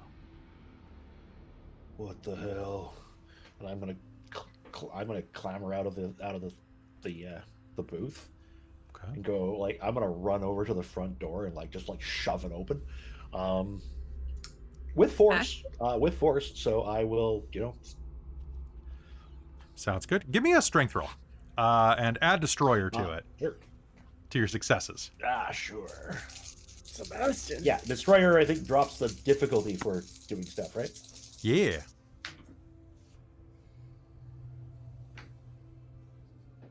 I have 2 successes. 2 successes. All right, you're going to swing the front door open. It is one of those long glass doors, and it's going to slam back, leaving a large crack through the window. Oh no. Who's that? You see nobody. Did you see something? Is he I still didn't see there? anything. No. As you step outside. Where are you, son of a bitch? Come here! And I'm gonna. Probably hear that muffled from inside. You'll definitely hear. Oh, I know. you'll- I'm yelling. What? I don't know. I'm gonna go stalking over towards where I saw him.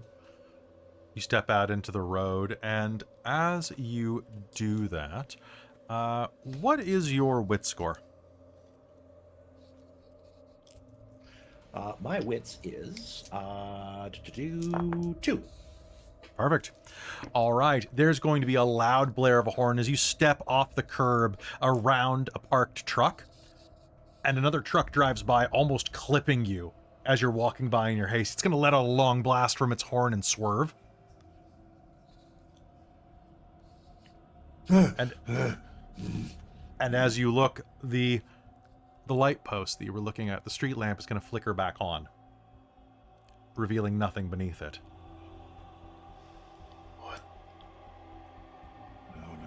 No. I'm gonna go striding over there. I'm gonna look for tracks or anything like that. I'm gonna start like just kind of going around, pseudo-animalistic, just kind of rummaging, looking around for evidence. That sounds good. I want you to do me a favor and then make me an intelligence and investigation roll to see what you can find.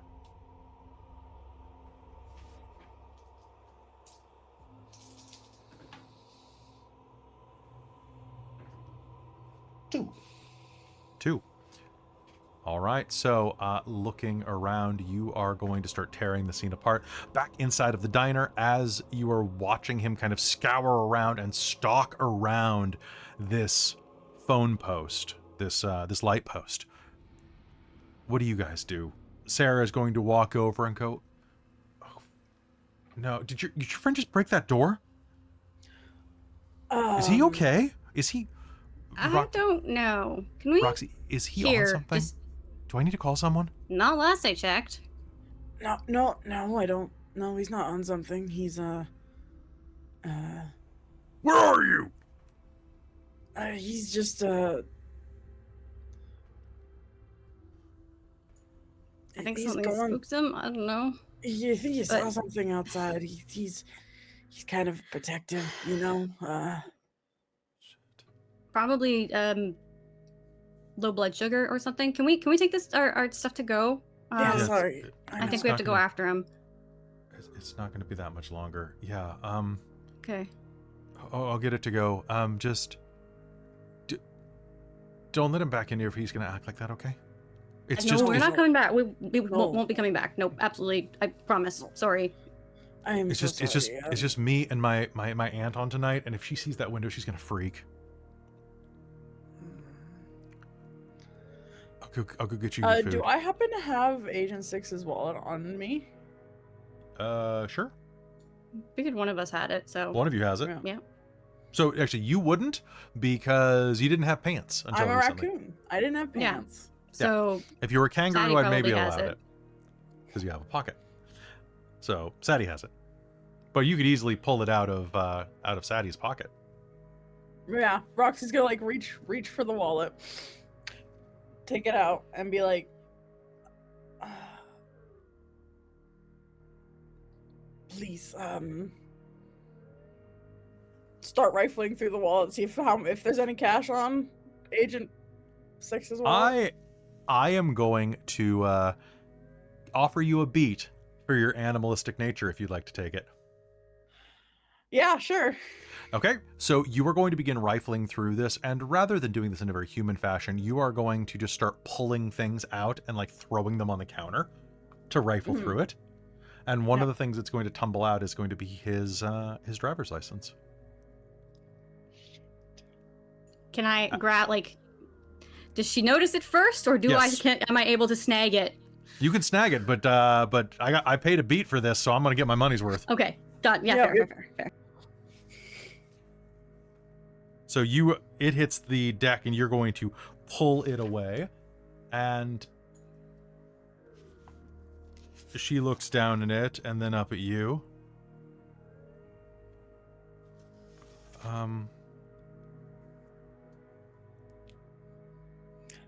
The bad situation I'm in.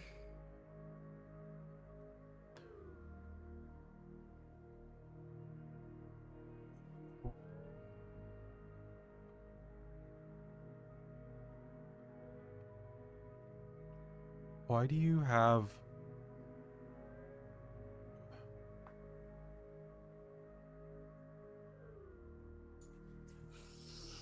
She's going to take a step back, a little shaky.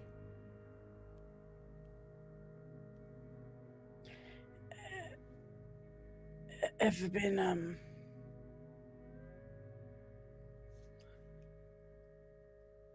Why do you have my uncle's ID?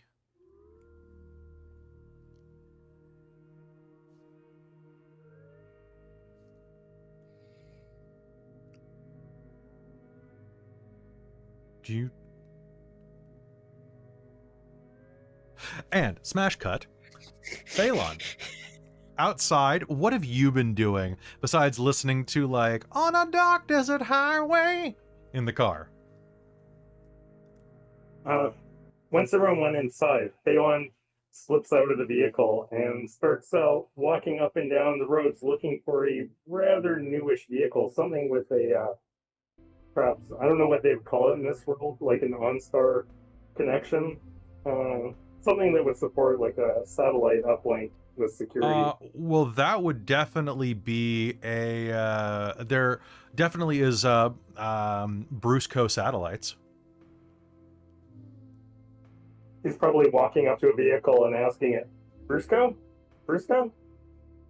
You're looking about like as if he was calling for a dog, and then going up to the next car. "Brusco!" Are you looking for a car, an SUV, a truck? What are you looking for?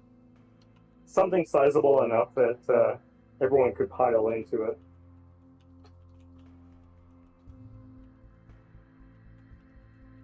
All right. Brusco! Brusco? You are going to find a Toyota Highlander nearby that is going to chirp back at you as you reach out. Oh, Brusco. And it's going to be... What are you doing hiding in there? Let me get you out. And he'll reach out and put his hand on the lock and start trying to bypass the satellite outlink. Perfect. Let's go ahead. Do you have to make a roll for that? I believe you do. I do. All right, let's do it.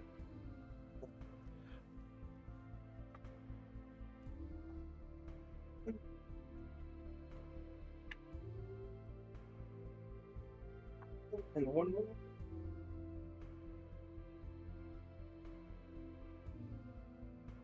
That would be 3 successes. 3 successes. Beep, beep. It opens immediately to your hand.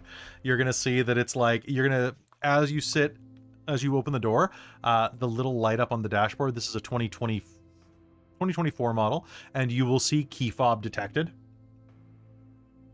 light up on the dashboard. You'll immediately realize you're the key fob. Yeah, and my entangled scarf goes off. So Oh boy. Which entangled scar is that for this one? that is the build-up one. Oh boy. So build up. How does that function for this? So this is for electrokinesis? Yeah. Okay. So is build up the one where I get control of it? Yeah, it is. And I basically start acting like a lightning rod, and electrical pulses start shooting off of me and potentially, well, fry everything in the region. If that was one of the other players, they could take a beat to have it affect them. Okay, so what's going to happen is it's going to say, fob found. And then you're going to hear boop beep, boop beep, boop beep. And then car alarms are going to start going off everywhere around you in a 30-foot circle. Oh, okay. Never mind. Your number is code. Don't pay attention to me. And he'll run off the other direction. Okay. You start hear running. any of this? So as you are hunting around As I'm that scrounging around? pole, you got 2 successes. Yeah. Yes. Okay.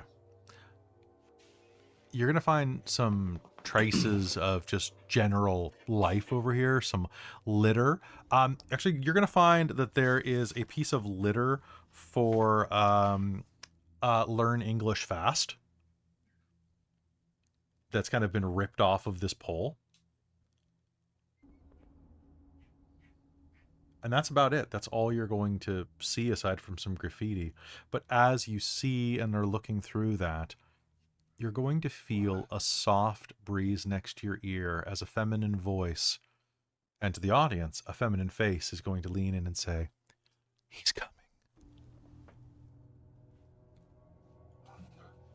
But there's no one there. You recognize that voice like you've known that voice your entire life.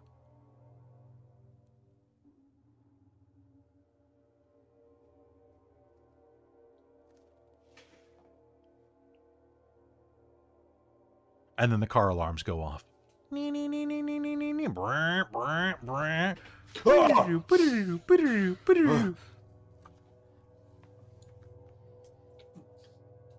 see the figure running?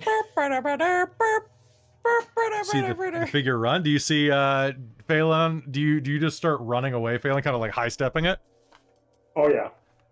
Do you see Phaelon running away from like 10 cars that are going wee, wee, wee, wee, wee, wee, wee? Okay, but I recognize it as Phaelon, right? It'd be hard to, yeah, it's Phaelon. Okay.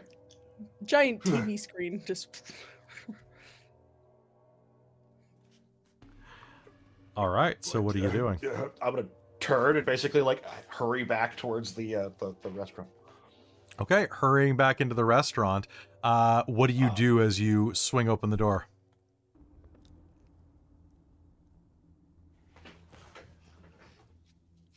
I'm gonna probably pause at the door, look at the broken glass, haul it be like, just mutter under my breath, haul it open violently, not violently, hopefully enough to crack it, unless I finish it off. And I'll just poke my head in the middle, like, I think we need to go. Why do you have that? Why do you know my uncle? Listen, your uncle. He's not who you think he is.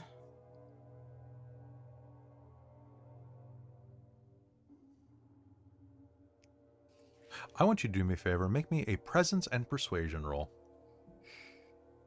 No, boy. I will also allow you to use manipulation in this specific case. Okay, I'll use manipulation because otherwise I don't have any persuasion. Because I'm a raccoon. I don't talk to people. I'm gonna spend a willpower though. Okay.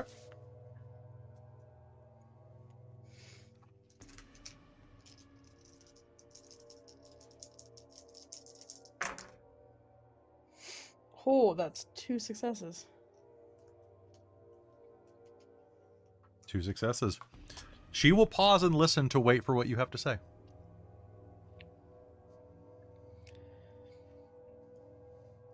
I was looking for a ride, and your uncle. He's here? This was I out What? in Chilliwack.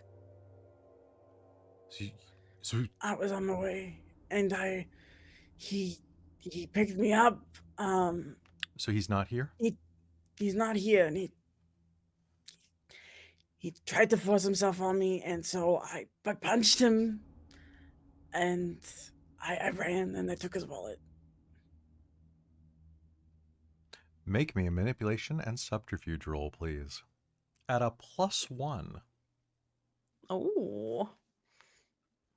See, now subterfuge, I'm good at. I'm gonna come over and just kind of like loom behind, just being like, "The heck is going on?" And while that's happening, Sadie's trying to get Sebastian's eyes to communicate mentally everything's fine, stand back, you're gonna scare the person. I'm not sure that's exactly what he infers from that, but that is what Sadie is trying to communicate with a pointed look directly in his eyes with no... Should I roll empathy for that? What's your empathy score? Not good.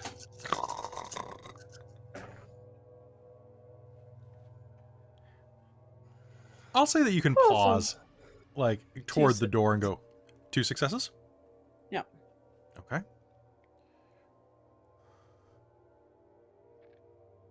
He didn't hurt you, right? You're okay?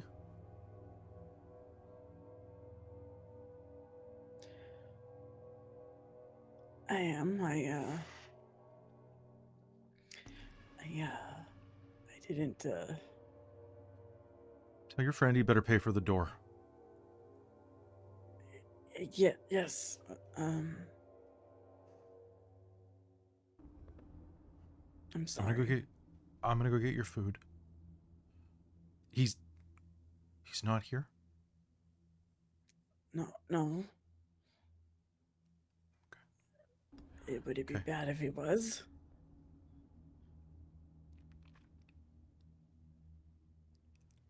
He's not allowed within 300 feet of the diner. And he shouldn't even be in the city. Not after... I'm gonna go get your food. Leave some money for the door, she's gonna say, getting a little bit of courage up. Kind of calls that back at you, Sebastian. Yeah. Okay. I'm gonna try and activate my telepathy. Telepathy. Okay. All right. Roll for telepathy. Yep. I'm doing just 1 level for attune to try and read in on her thoughts. Please go ahead and roll.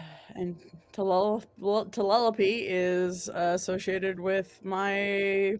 You're probably intelligence. Yeah. Or no, it's a finesse, so it'd be wits. Yeah, it's with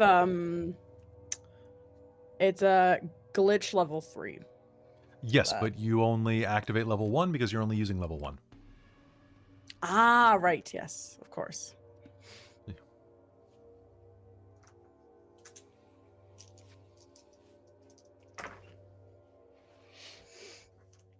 All right, that is 1 success.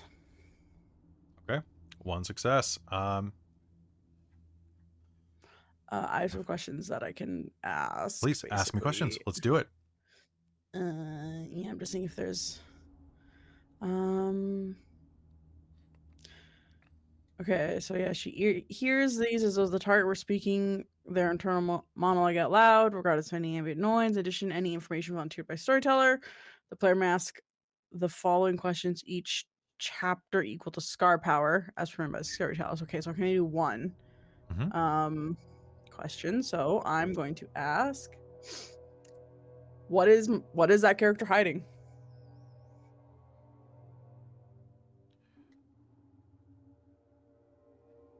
You get a flash.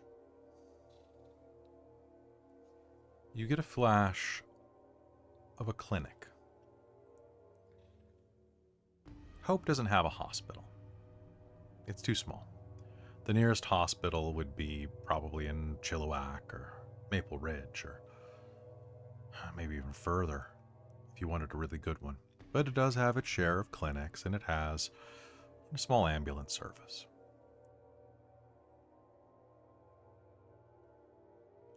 The waiting room smells sterile.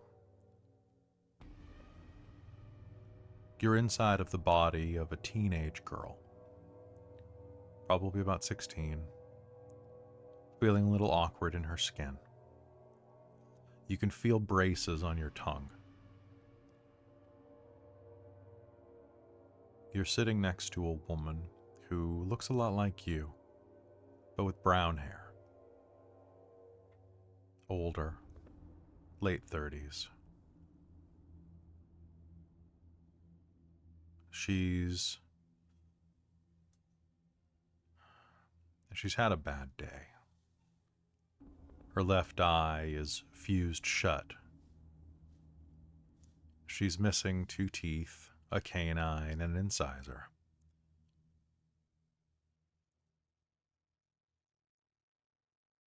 And she's clutching her left arm.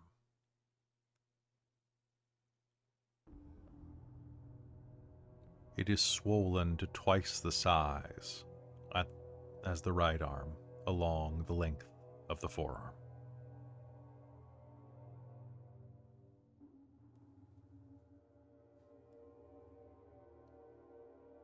You're not sure if the break is radial. It's not sticking through the skin, at least.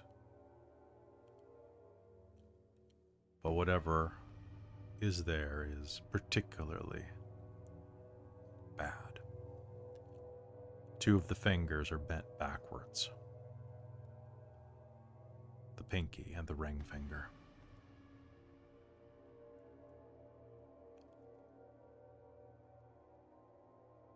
And as you're observing this and looking down,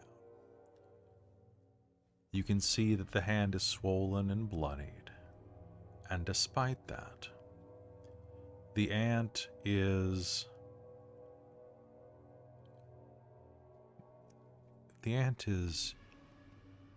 pathologically clawing at the ring, trying to pull it off a swollen, broken finger.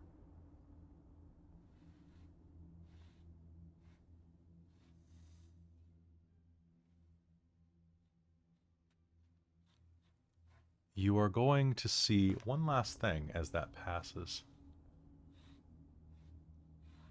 A woman steps out from behind the clinic's doors. A doctor, perhaps? She's tall, with short, gray hair, Caucasian, glasses along the tip of an elegant nose. She was probably quite striking in her youth, but now she's in her late 50s, 60s. Well dressed. Perhaps, maybe that's the first giveaway that Roxy has, that she doesn't exist inside of Hope as a normal fixture. She walks out. The woman puts a hand on her shoulder and says, "Miss Tremblay?"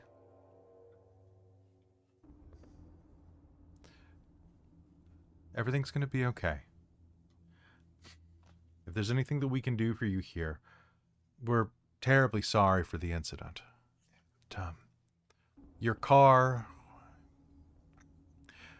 will be covered. We'll make sure to liaise with the insurance. I'm sorry. Who are you?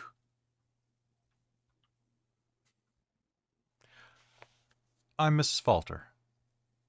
I run the hospital network that covers this clinic.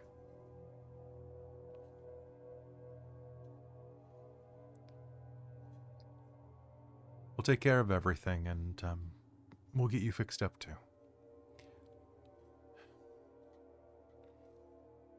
Your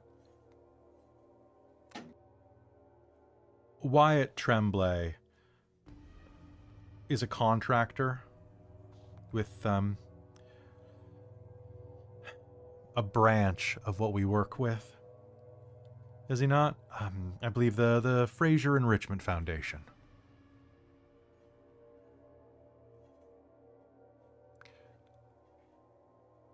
We'll make sure to look into his employment status with us. In the meanwhile, if you could do me a favor, it would be very beneficial for us to keep this out of police matters. But if you do see him around your neck of the woods again, call me. I promise to make the problems go away. And she'll pass a business card. The entire thing seems very, very strange.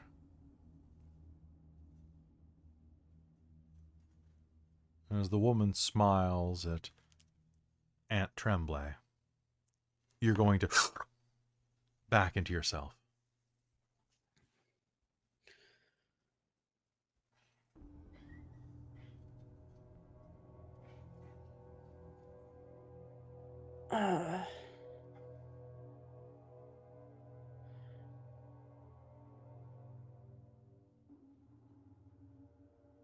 Roxy's gonna just write down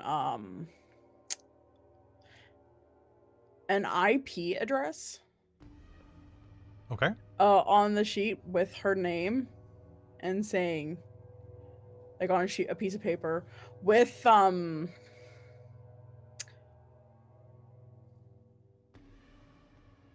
she doesn't really have anything on her because of course she's a raccoon. But basically any sort of cash or anything, she's gonna like look to Sadie and Sebastian for the money and like, got any stuff for the door? Also, I have stuff to tell you about. Listen, we're on the run. I'll say quietly, like, we don't have money for a door. I'm sorry I did that, but like, we need it more than she does. Let's get out of here. Also, I just saw Phaelon like running, so I kind of want to go check up on him. Ah, shit. Roxy will grab the driver's license, put it in the wallet. And then she's like, I want to leave something because I like this girl.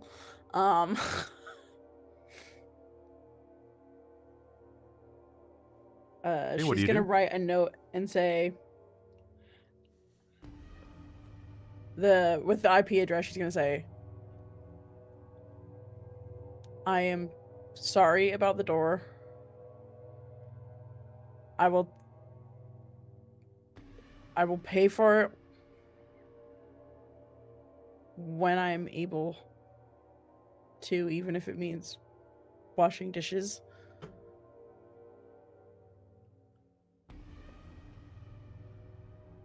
And you can contact me through my friend with this.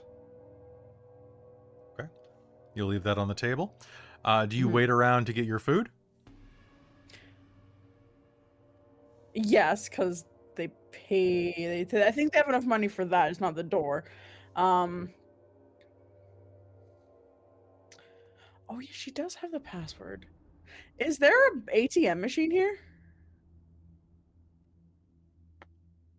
Sure.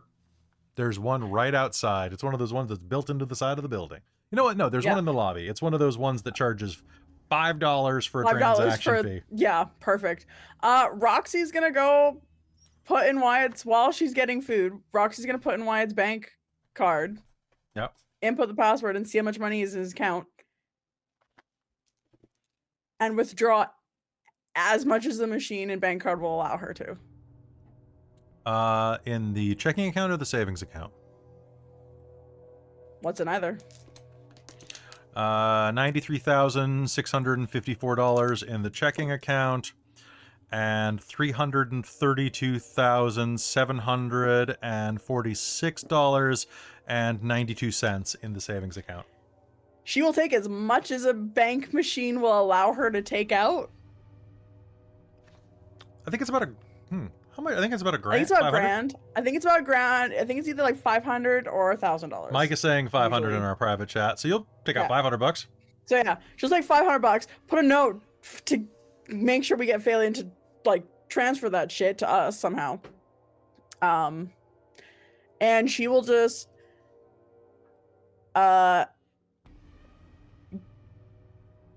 estimate. She's a raccoon, so she doesn't know. She will keep $100 for her, and then put $400 with the note when she comes with the food. Here, it's a bit of a rush job, but I threw a bunch of extra fries in the bag for you. Here, she's gonna hand you like one of those big ass like grocery bags full of food. I'm sorry.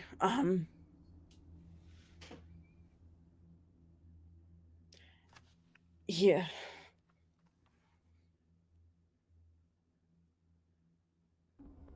That'll Tell you cover I'm it. Sorry. Yeah, that's. It's okay.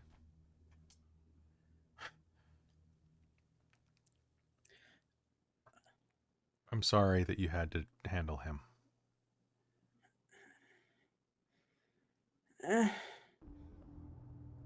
If it's any consolation, kind of beat the shit out of him a little bit. He will remember me for the rest of his life, I'm sure. Good. Meanwhile, outside, what are you doing, Phaelon, as you run off into the night? He's going to continue his search for a vehicle, probably on a different block. Okay. So, in that one, you are going to find, looking around, you are going to find a Ford Explorer, a red one. Oh, the red ones go faster. It's true. And maybe the handle will open this time. And he'll rinse and repeat on the trying to open the door. I mean, the other one opened. Like, it just said keep, like, it just set off all the alarms nearby it. Well, yeah, but that's not cool. So we'll just try again.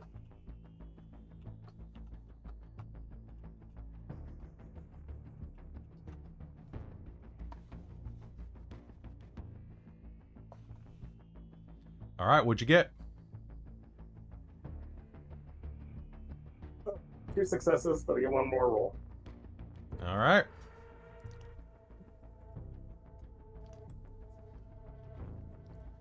Two successes.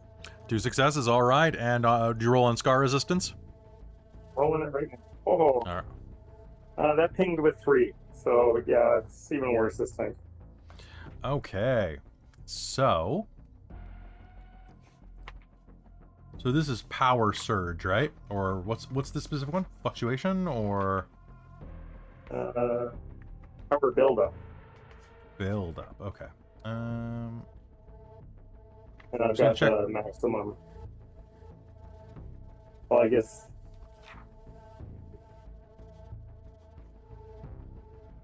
Okay, I'm just gonna check this real quick. So I want to see if it does something a little different.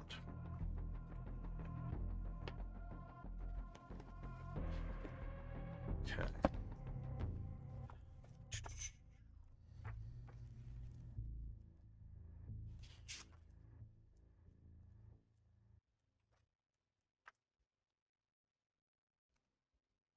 Power builder.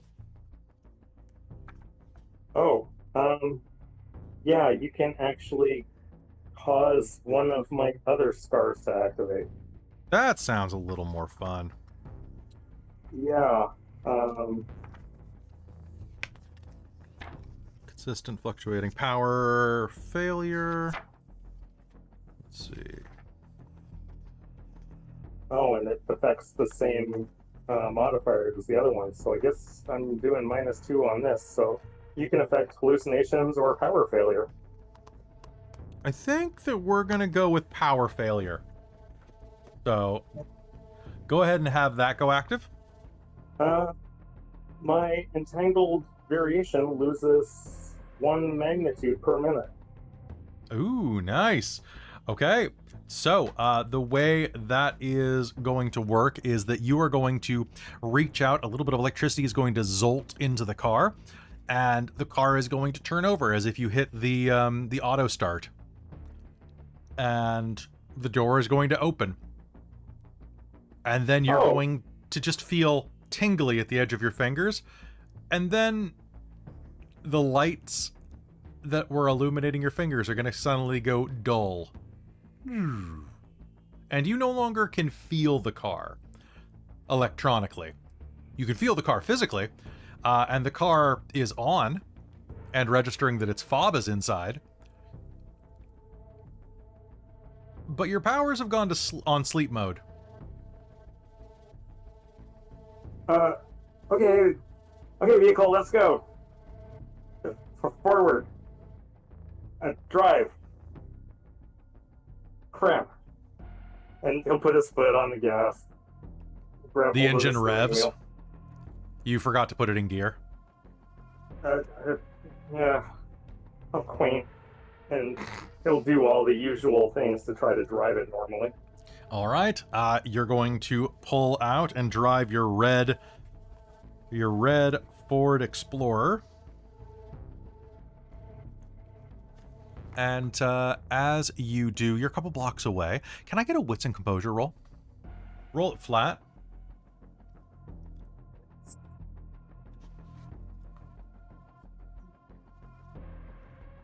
Wits and composure, okay.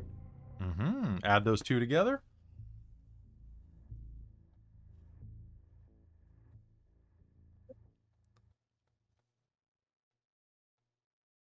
Oh, plus 2 more.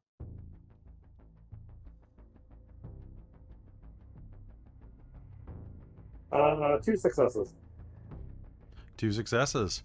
All right. As you are looking around, you are going to notice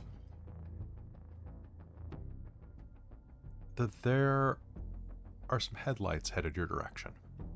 Now, there are people driving down the main drag of Hope. It's not a big deal. It's just that this is a company car. And as you look at it, as it passes near you, you are going to see that it has a logo on the side of it. It's a large fir tree being bisected by a river. FEF, the Fraser Enrichment Foundation. A logo that you got to see a lot of when you were being held by them a couple months ago. What do you do?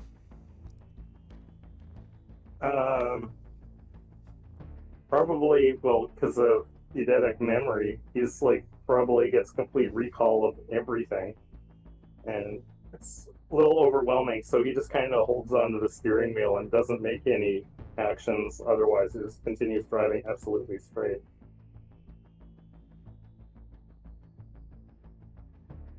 Okay. You continue driving straight, pulling up outside of the diner. Your other car, did you shut the engine off or did you just leave it still idling? No, the moment he let go of it, he's no longer the power source, so it would Perfect. just be dead. The battery never got back into it. Okay. So the car is just sitting there. You see your friends backing out and leaving the diner with a big bag of food with them. He'll probably lean over and pop the other door and say, Come with me if you want to live. I've always wanted to say that.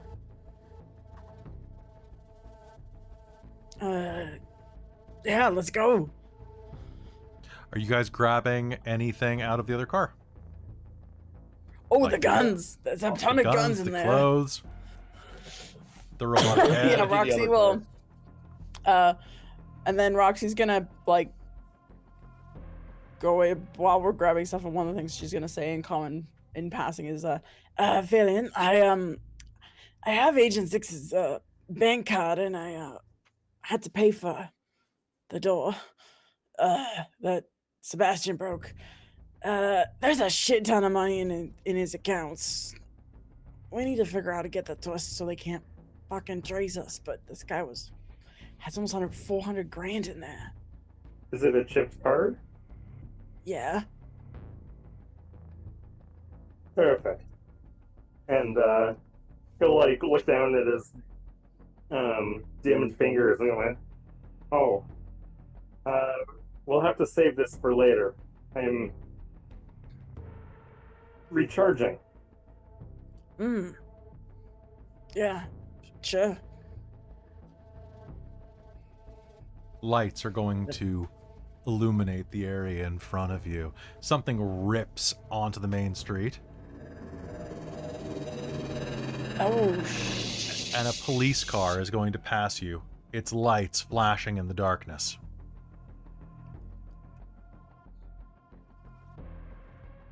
passing us? Passing you. They whip by you like they're off. You hear the sound of the police car ripping down the highway.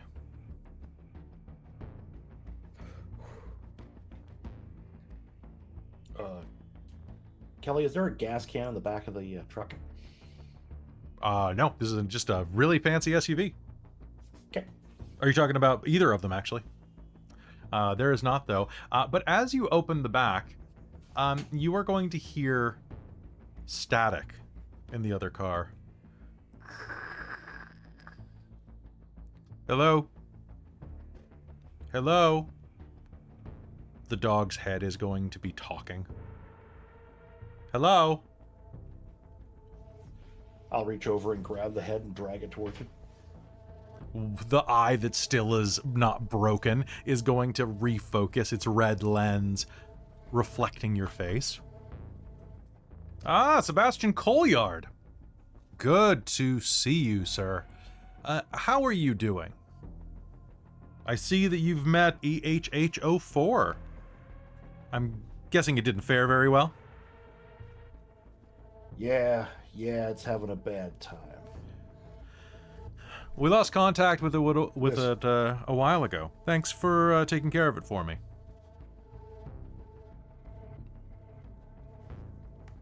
Why can't you fuckers just leave us alone? Listen, I'm not here for you.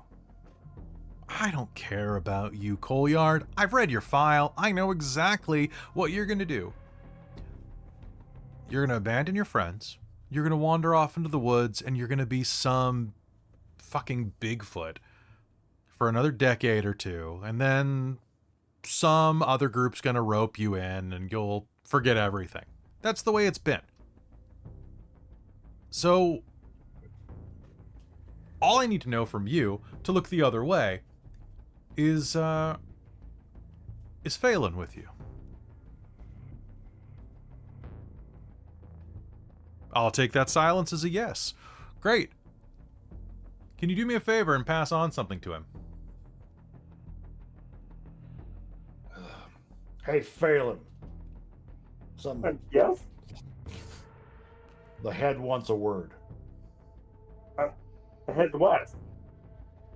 I'll hold up the... The head is going to focus on your face and say, Phaelon Dell, good to hear you. It's coming through a bit robotic, a bit staticky, but you're not going to recognize... Well, no, you've heard this voice before. I don't think we've ever been formally introduced. My name is, you can call me Durbin. Durbin Candeep.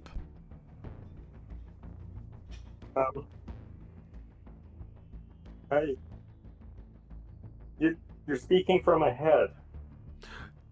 I am. Well,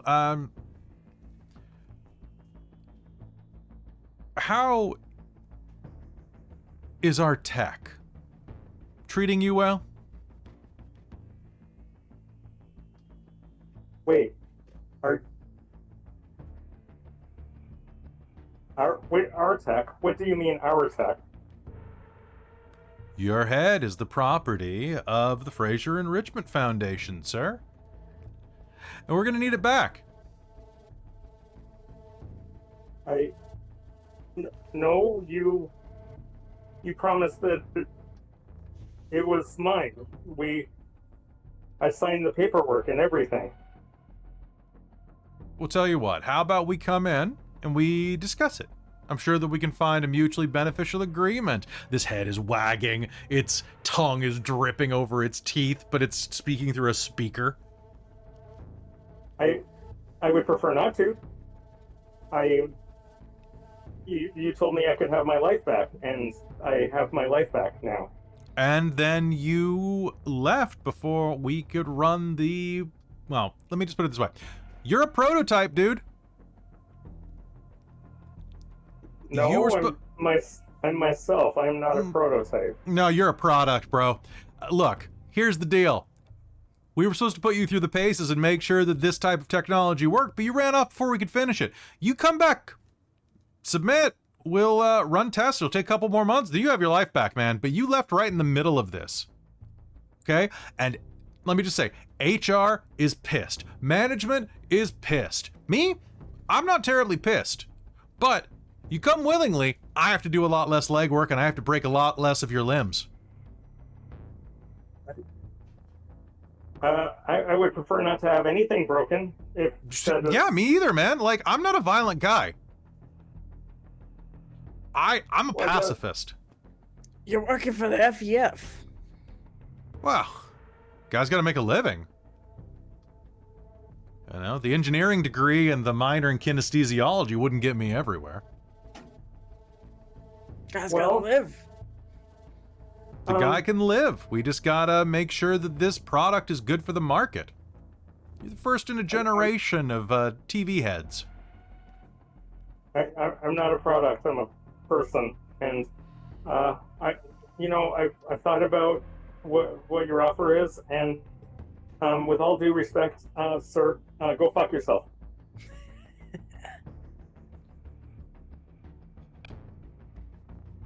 You had to do this the hard way.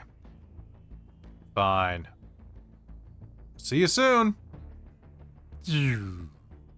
Alright, I think we need to ditch the head. Yeah, Sebastian's gonna nod, turn around, and just wing it into the woods. Well, you're in the middle of downtown Hope, so you're gonna wing it into... Oh, I'm in the, yeah. Oh, I'll go over to a garbage can and just open it up and just dump it in there. Okay. You could have thrown it and gotten a slam dunk into a garbage can. You missed your chance. Well, that's just tragic, isn't it? Let's get the hell out of here. Yeah, yeah, let's go. Hold on a second. And Roxy's gonna get into the car first, and then just like, suddenly the clothes are gonna just she's gonna shrink back into raccoon for the drive. Make room in the car. You know what, Roxy? I'm gonna be nice to you for a change. As you get into the car, there is... So Phaelon, you were just grabbing whatever car was there. Roxy, you get into the back seat and look down, and there's a chair in this car. You've never seen something like this before? What? Phaelon's such a nice guy. There's a seat sized for you. It's facing backwards. But... Well, I can see guys coming up on our tail. Phaelon! This is genius. I've got a seat. Yes. And make sure you put on your seatbelt this time. Oh, I've got a seatbelt. There's also clothes there in your size. And looking down, you'll see there's like a little hoodie. And there's a little t-shirt that has a Tyrannosaurus Rex on it that says Master of Disaster. Oh, I'm gonna put that on. There's also like a pacifier, like a little. Oh, I guess if I wanna. That's not flavored. Usually you guys suck on things that are flavored. They're a little big on you, but still good. Yeah.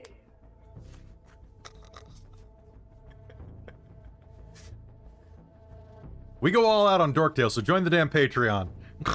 Right? Yeah. I think it suits you. We went out to a value village and hunted down baby clothes. Oh. Ah, there we go. Perfect. And she's just gonna be holding a shotgun in the back of the car, sitting in the baby seat with the Master of Disaster shotgun. Which shall now on the channel be known as the gunner seat from now on. The gunner seat. Babies now are the gunners. All right. Yes, I specifically got this vehicle so you could become the tail gunner. And you have more experience with tails.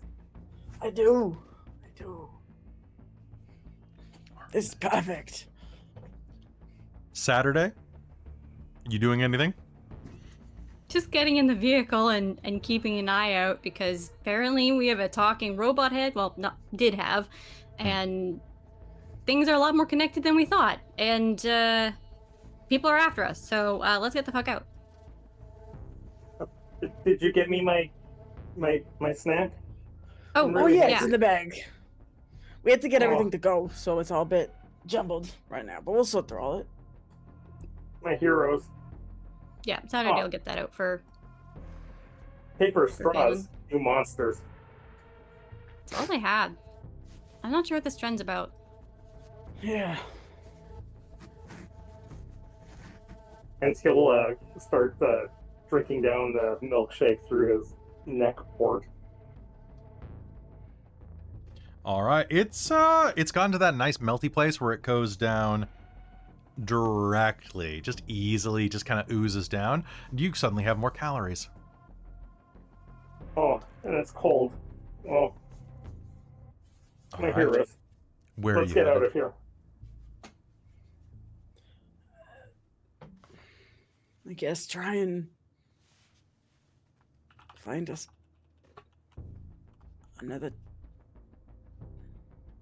Well, does anyone know any logging roads in the area? Something that has less police? Yeah, sure. I know them all around here, and I'll direct him. All right. Making your way out of town, or making your way toward out of town. Can I get a wits and composure roll off of everyone? All right, I've got 1 success for Sebastian. I've got 1 success for Roxy. I've got 2 successes for Sadie. And I've got 6 successes for Phaelon. Phaelon, Good job. you are going to get this before anybody else. As you are Phaelon's on edge right now. as you're heading toward the edge of town, you're heading around the back way. This is where a lot of the big rigs tend to go. And you're going to see that there is a parking and storage lot next to a gas station. It's a Misto. You know, one of those self-storage units. There's nothing else on this side of town this time of night.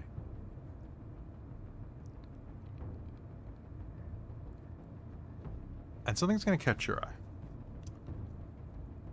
This storage center is all chain link fence, capped with barbed wire, the slanted kind.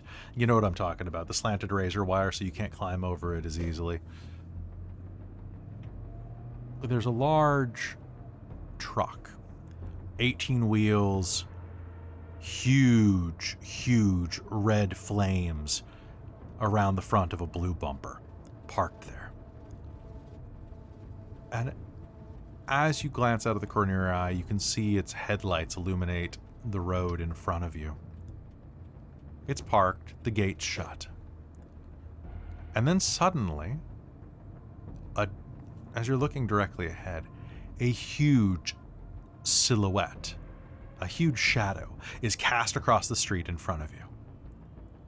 It's moving rapidly. It immediately catches your eye, and as you look to the right, you are going to see that running in front of that truck is a woman about 20? It's hard to tell. She's so backlit. She's short. Dark hair. Tan skin. She's running, and she runs up against the chain link fence. She's barefoot, dressed in a t-shirt that is far too large for her. She starts to climb the fence, even with the razor wire over it. And it's at this point that anybody who got any successes at all is probably going to start hearing the cries of the woman. But Phaelon, what are you doing? Are you looking at this, or you keep going? What do you do? Probably slowing down the vehicle and definitely watching. I think that might be another one of us. Yeah, I was kind of thinking that. What is that? She climbs, Phaelon starts honking the horn. and as she gets to the top, you see a large shape loom behind her, hidden by her body as a large man in motorcycle leathers presses a stun gun to the back of her naked thigh.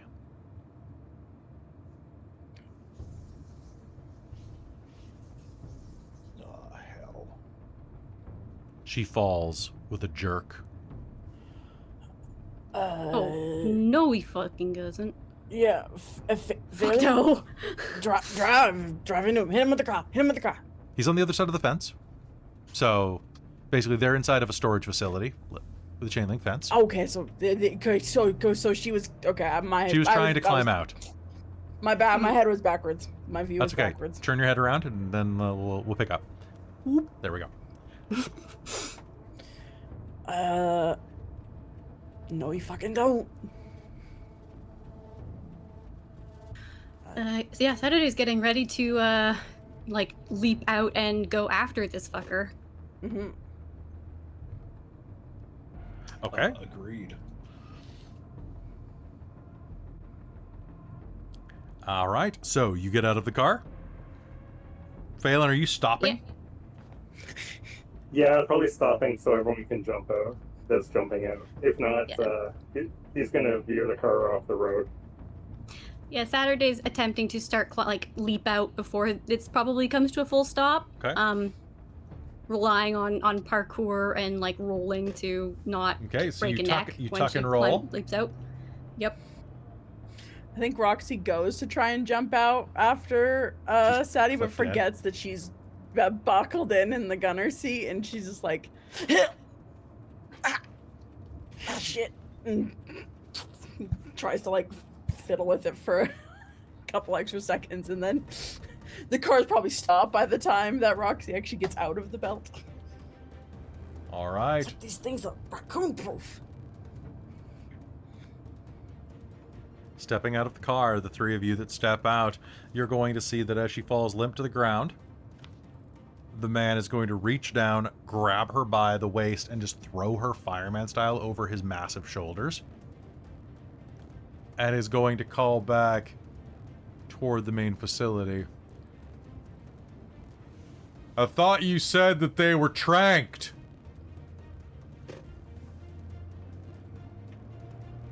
And then is gonna...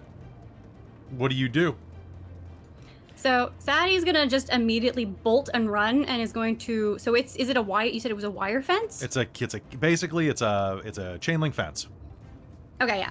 So she's gonna effectively like do that. I think she can probably partially run up if there's a post. at one of the points, Okay. like a point of stability, using her wall run. Before taking the climb and then like just hauling herself over with a full leap. Sure. I'll say that there is a brick wall next to it, so you'll be able to have something that bounces off of that. So what I want you to do is, so make me a dexterity and athletics roll to avoid the barbed wire, though, or the razor wire. Yeah. Dexterity and athletics. She's gonna. If it would help. Oh yeah, I was gonna say if Seb can go over there and just like be another, like she could clamber over my shoulder if she wants to. She's already moving, like she's already just sprinting. Yeah. But otherwise, yes, absolutely. And does parkour, the specialization, also apply here? Yes. Yeah, I will. It will. Cool. Always take parkour. I've also with got the parkour. merit up to take a look to see that. Yeah, I think I only have up to 3 dots in it, not 4 right now. Actually, which one do I have? Hold on. Let me confirm that is true. Oh, I do have 4 dots in parkour. Okay. Okay. That is more for getting over things, so that's fine. Don't worry, it doesn't apply here.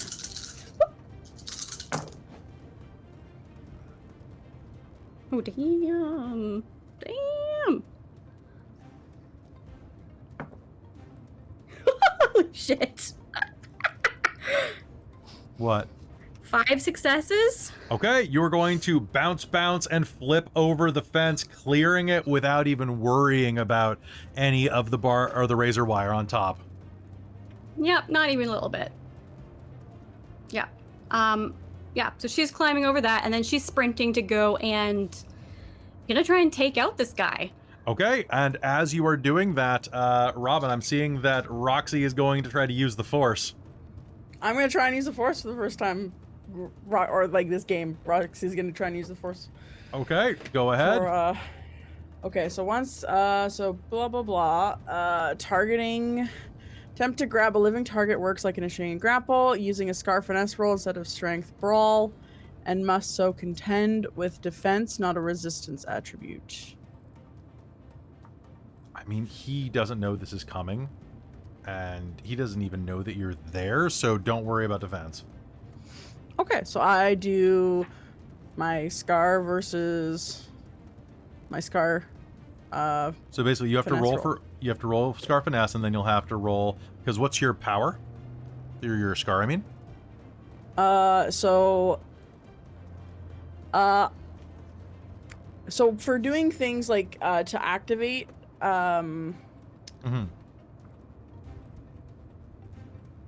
like if I want to just hold him for now, but later I can either throw him or crush, dismember, or higher levels. Do I need to activate it at a 4th level to then do that later, or can I start with a 1st level to just grab him? You have to activate it at the highest level that you intend to use. Okay. Or else you'd have to do another roll. I'll activate it at level 4 then. Okay. So go ahead and do that. And my scar is power buildup like Mike's. Okay. Except it's 4.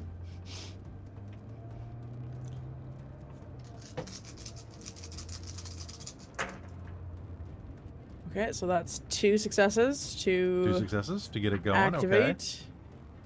What'd you get on your resistance roll? I haven't rolled that one yet. I'm just rolling it. I was just reading the thing now for that. So you're probably at a -4 for that roll because of your Yep. instability. Oh no, -3 because you Actually, healed. -3. -3. Oh, that is a single success. Okay, you'll manage to hold it in, but that means that next time you're at another -1 to that roll. So be sure to mark that. Okay. Yep. So you are going to reach out, Baby Yoda style, and he's going to freeze for a moment as you are trying to grapple him, basically, right? Yep. Yeah, right now I'm grappling him, and we'll see about doing other stuff. Perfect. later. All right, Phaelon, what are you doing? You're back in the car?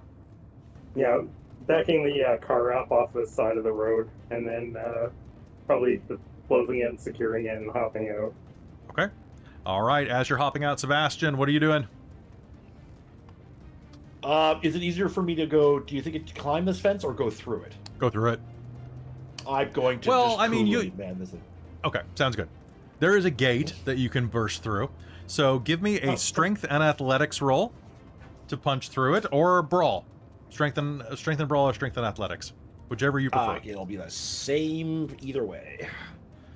Unless lifting, throwing, punching, or grappling apply, in which case I will use... Unless you wanted to, like, grab a trash can and use it against there, but... yeah, no, that would be weaponry then, right? Yeah. Unless, well, if you threw it, it'd be athletics.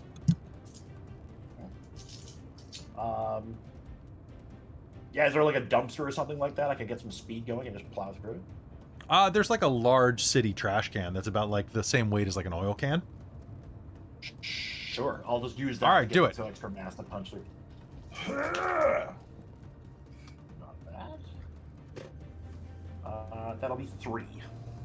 3. Okay, so that you're going to manage to bust open the padlock that is on the side of the gate and just wrench it open, hurling this barrel through it. It's going to smash open, and as it does, Sadie's going to hit the ground on the other side. This guy is not moving at all. He's just beautiful. kind of standing there. What do you do?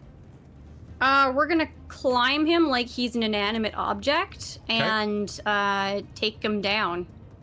Okay, go ahead. Make me a strength and brawl roll. Okay. You need street fighting? I have knives. I have street fighting, yes. I have street fighting up to... What page is that on? Oh yeah, I dumped everything into that. So I have 5 dots. Yes, exciting. Okay, so... Knocking the wind out, shot, center, mask, and shake opponent. Your character knows this well. Okay, when you make a successful unarmed attack, the opponent suffers from -1 to his next roll. Cool. Okay, we can use... If successful attack roll exceeds the opponent's stamina, you can choose to apply the knockdown tilt. Okay. And anytime, okay. And then whenever she makes a successful attack, okay. So we're just gonna full on just go at it. So this is my strength and brawl. Mm-hmm. Okay. I don't have any specialization, but I will spend a willpower for another 3 dice, because of course I will. Sounds good. Oop, not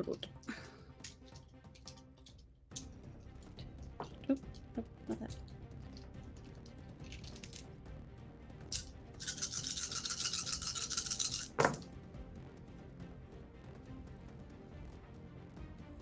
Oh, and I was inferring he had no defense because he wasn't moving. Is that true? He is no defense because he is being held. So, yes. Yes. Okay. Cool. Because I was like, wait a second. Okay, that is only 2 successes. Okay, but you have a bunch of boosts, right? Yeah. Okay, so if your character makes a successful unarmed attack, the opponent suffers a -1 to his next roll. So he now has a -1 from the 2nd level. 3rd level, anytime you success... I don't know what his stamina is. Stamina is 3. I don't think I knocked him down. Oh yeah, so I did not succeed at knocking him down. But whenever you make a successful attack, you can spend a point of willpower to cause 2 extra points of... Oh, but I already spent willpower, so I can't do that again, I don't think. Mm-hmm. That is true. Damn, okay. I think here... What's my 5th one? Street Fighter's Markable. No, this is only if I have wound penalties already. If I manage to initiate a grapple, I can chokehold him. Okay. So you're going to knock the woman clear. She's going to fall to the ground kind of limply. As you spin around, grapple him. Are you doing, like, I need to know, are you doing the full Black Widow? I think that's what we're going for, but probably not as, like, fancily executed because she's learned everything on the streets. All right. Spinning around, you're going to toss him to the ground. He's going to land meatily as you land on top of him. It's actually going to be... Roxy, are you going to allow this with your telekinesis? Yeah, 100%. I can like throw him a little like throwdown. Okay, sounds good. Just like kind of throw him down a little bit. Okay, so you will help spike him to the ground as Sadie drops and pins him. And Phaelon, what are you doing? You can see that Sebastian is approaching this, coming right on top of this scene. What are you doing? You mentioned that there was a gate. There is a gate. It is now open. He'll run towards that. Try to keep up with everyone else.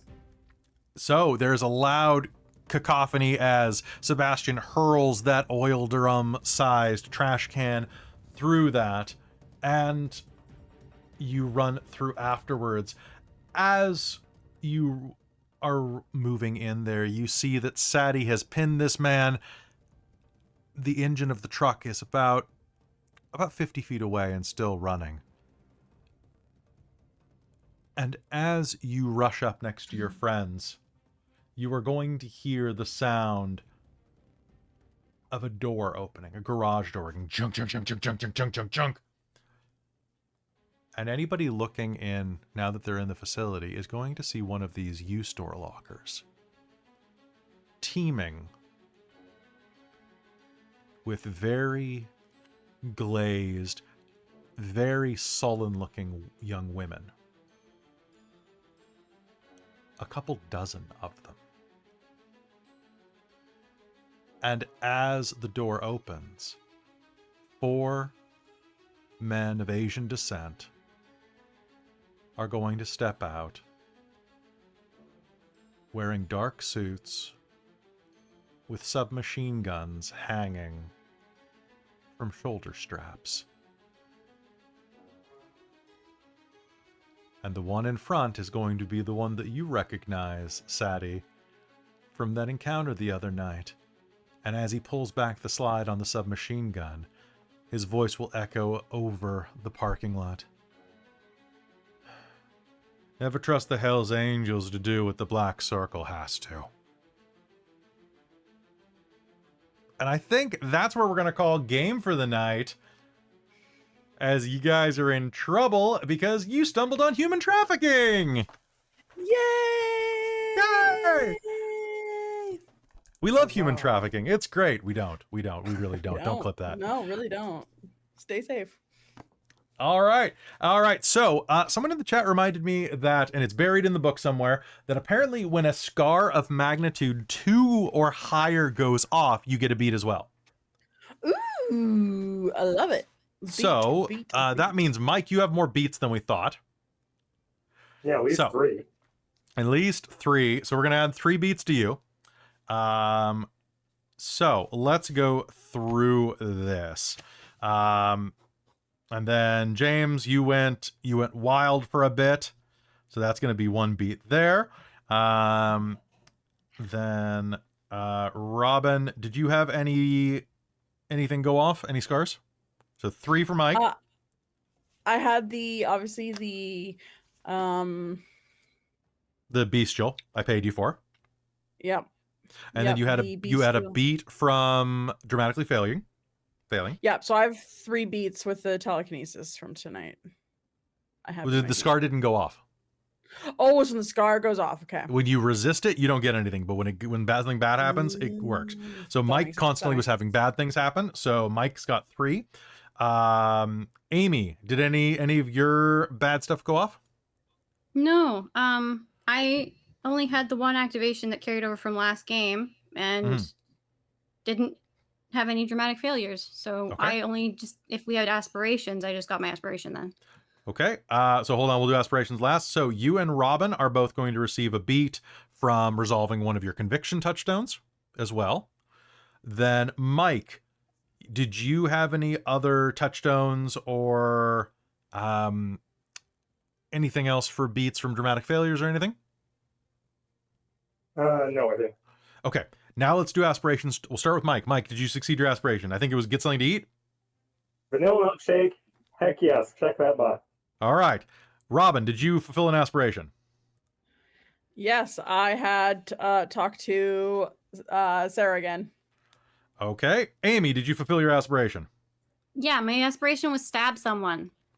You did. All right. I'll count a monster as a someone. Thank you for Jabbo. Thank you for giving me the page guy. number.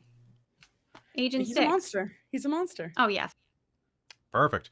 So and then James, did you hit an aspiration? I had have a human moment. I think probably not. Okay. Well, still that's good because you get 4, 8, 10, 11. Okay, everybody, you're going to get a total of 13 beats for this session. I'll give you 2. I shouldn't even give you XP. I shouldn't give you any beats to begin with. So everybody, you're going to get, 2 less beats than last episode. So that means that you're going to be 13 beats is 1, 2, 3, 4, 5, 2 more experiences and 3 beats out of 5. Yeah, I'm gonna buy a specialty right off the bat in firearms for shotguns, because She's an angel with a shotgun. I'm a wrecking with a shotgun. God damn it. I'm trying to decide what I'm buying up next, because I feel like I should be buying Shiv. I should. Well, it lets you use where is it? You can use this knife to open anything. A neck, a drawer, a It's bank a people account. opener. Yeah, Shiv. Your character carries small concealable weapons for the use in a tussle. Rolls to detect the concealed weapon suffer your character's weaponry score as a penalty.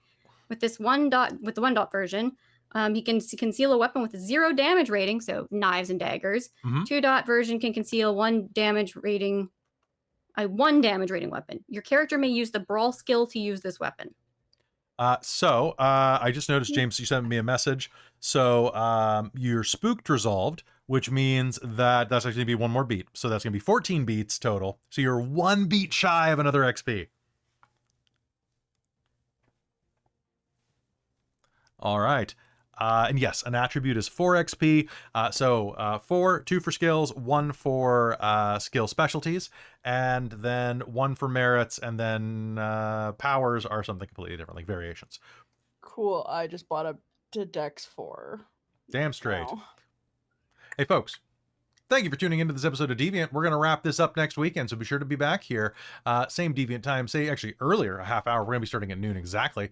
Same Deviant time as we find out what the hell's going on and maybe get the hell out of Hope, because Hope is a silly place. Oh, damn, only 1 game. I know. Only 1 left. I Then you gotta this game so much. well, then you No. gotta convince them. You gotta convince the chat to join the Patreon. So I run season 2, which I've already come up with a Canadian punny name for, because if you guys escape to the east to Merit, BC, I'm going to call it Without Merit. Beyond Come Hope on. Without Merit, and then I don't Patreon. know. I don't know, Penticton or Bust or something. I don't know. But hey, join the Patreon, folks, because there is a lot of stuff on the Patreon for you. There's going to be a lot of World of Darkness content later this year. But you also get your name read out. So you get your name read out like my mom Jan, and Shaikan De Vermillion, who is not one of my parents, but I still like them a lot. There are our Divine Producers, our Demonic Producers, Sorcerer Sanguine, our Wizards of the Patreon, Tammy the Forever Cleric Thing, Goblin and Karasha Urquhart, our Monster Maker Soul Omen, and our High Council, Taryn, Dustin, Amberthist, Raven with Baubles, Chef Eladeth, LaRook, Kelowna Curd, Mike Baxter, Brian Kaler, Nerdy Metal Gent, and Grumpy Owl. We love you all. Thank you so much for tuning in this episode of Deviant the Renegades. Other notices that you should know about. If you like World of Darkness content, you should check out our podcast. Wherever podcasts are sold or produced, you will be able to now find episodes of the Transylvania Chronicles up there, which have started coming out this week. So they're coming out usually on Wednesdays. So go check it out. It's going to be intermittent with Phandelver and Below, or whatever comes next after Phandelver. Thank you so much for tuning into this episode of Deviant the Renegades. You guys are awesome. We'll see you next week. And if you're coming back, we'll be back with Shards of Nirn on Tuesday. Bye, everybody.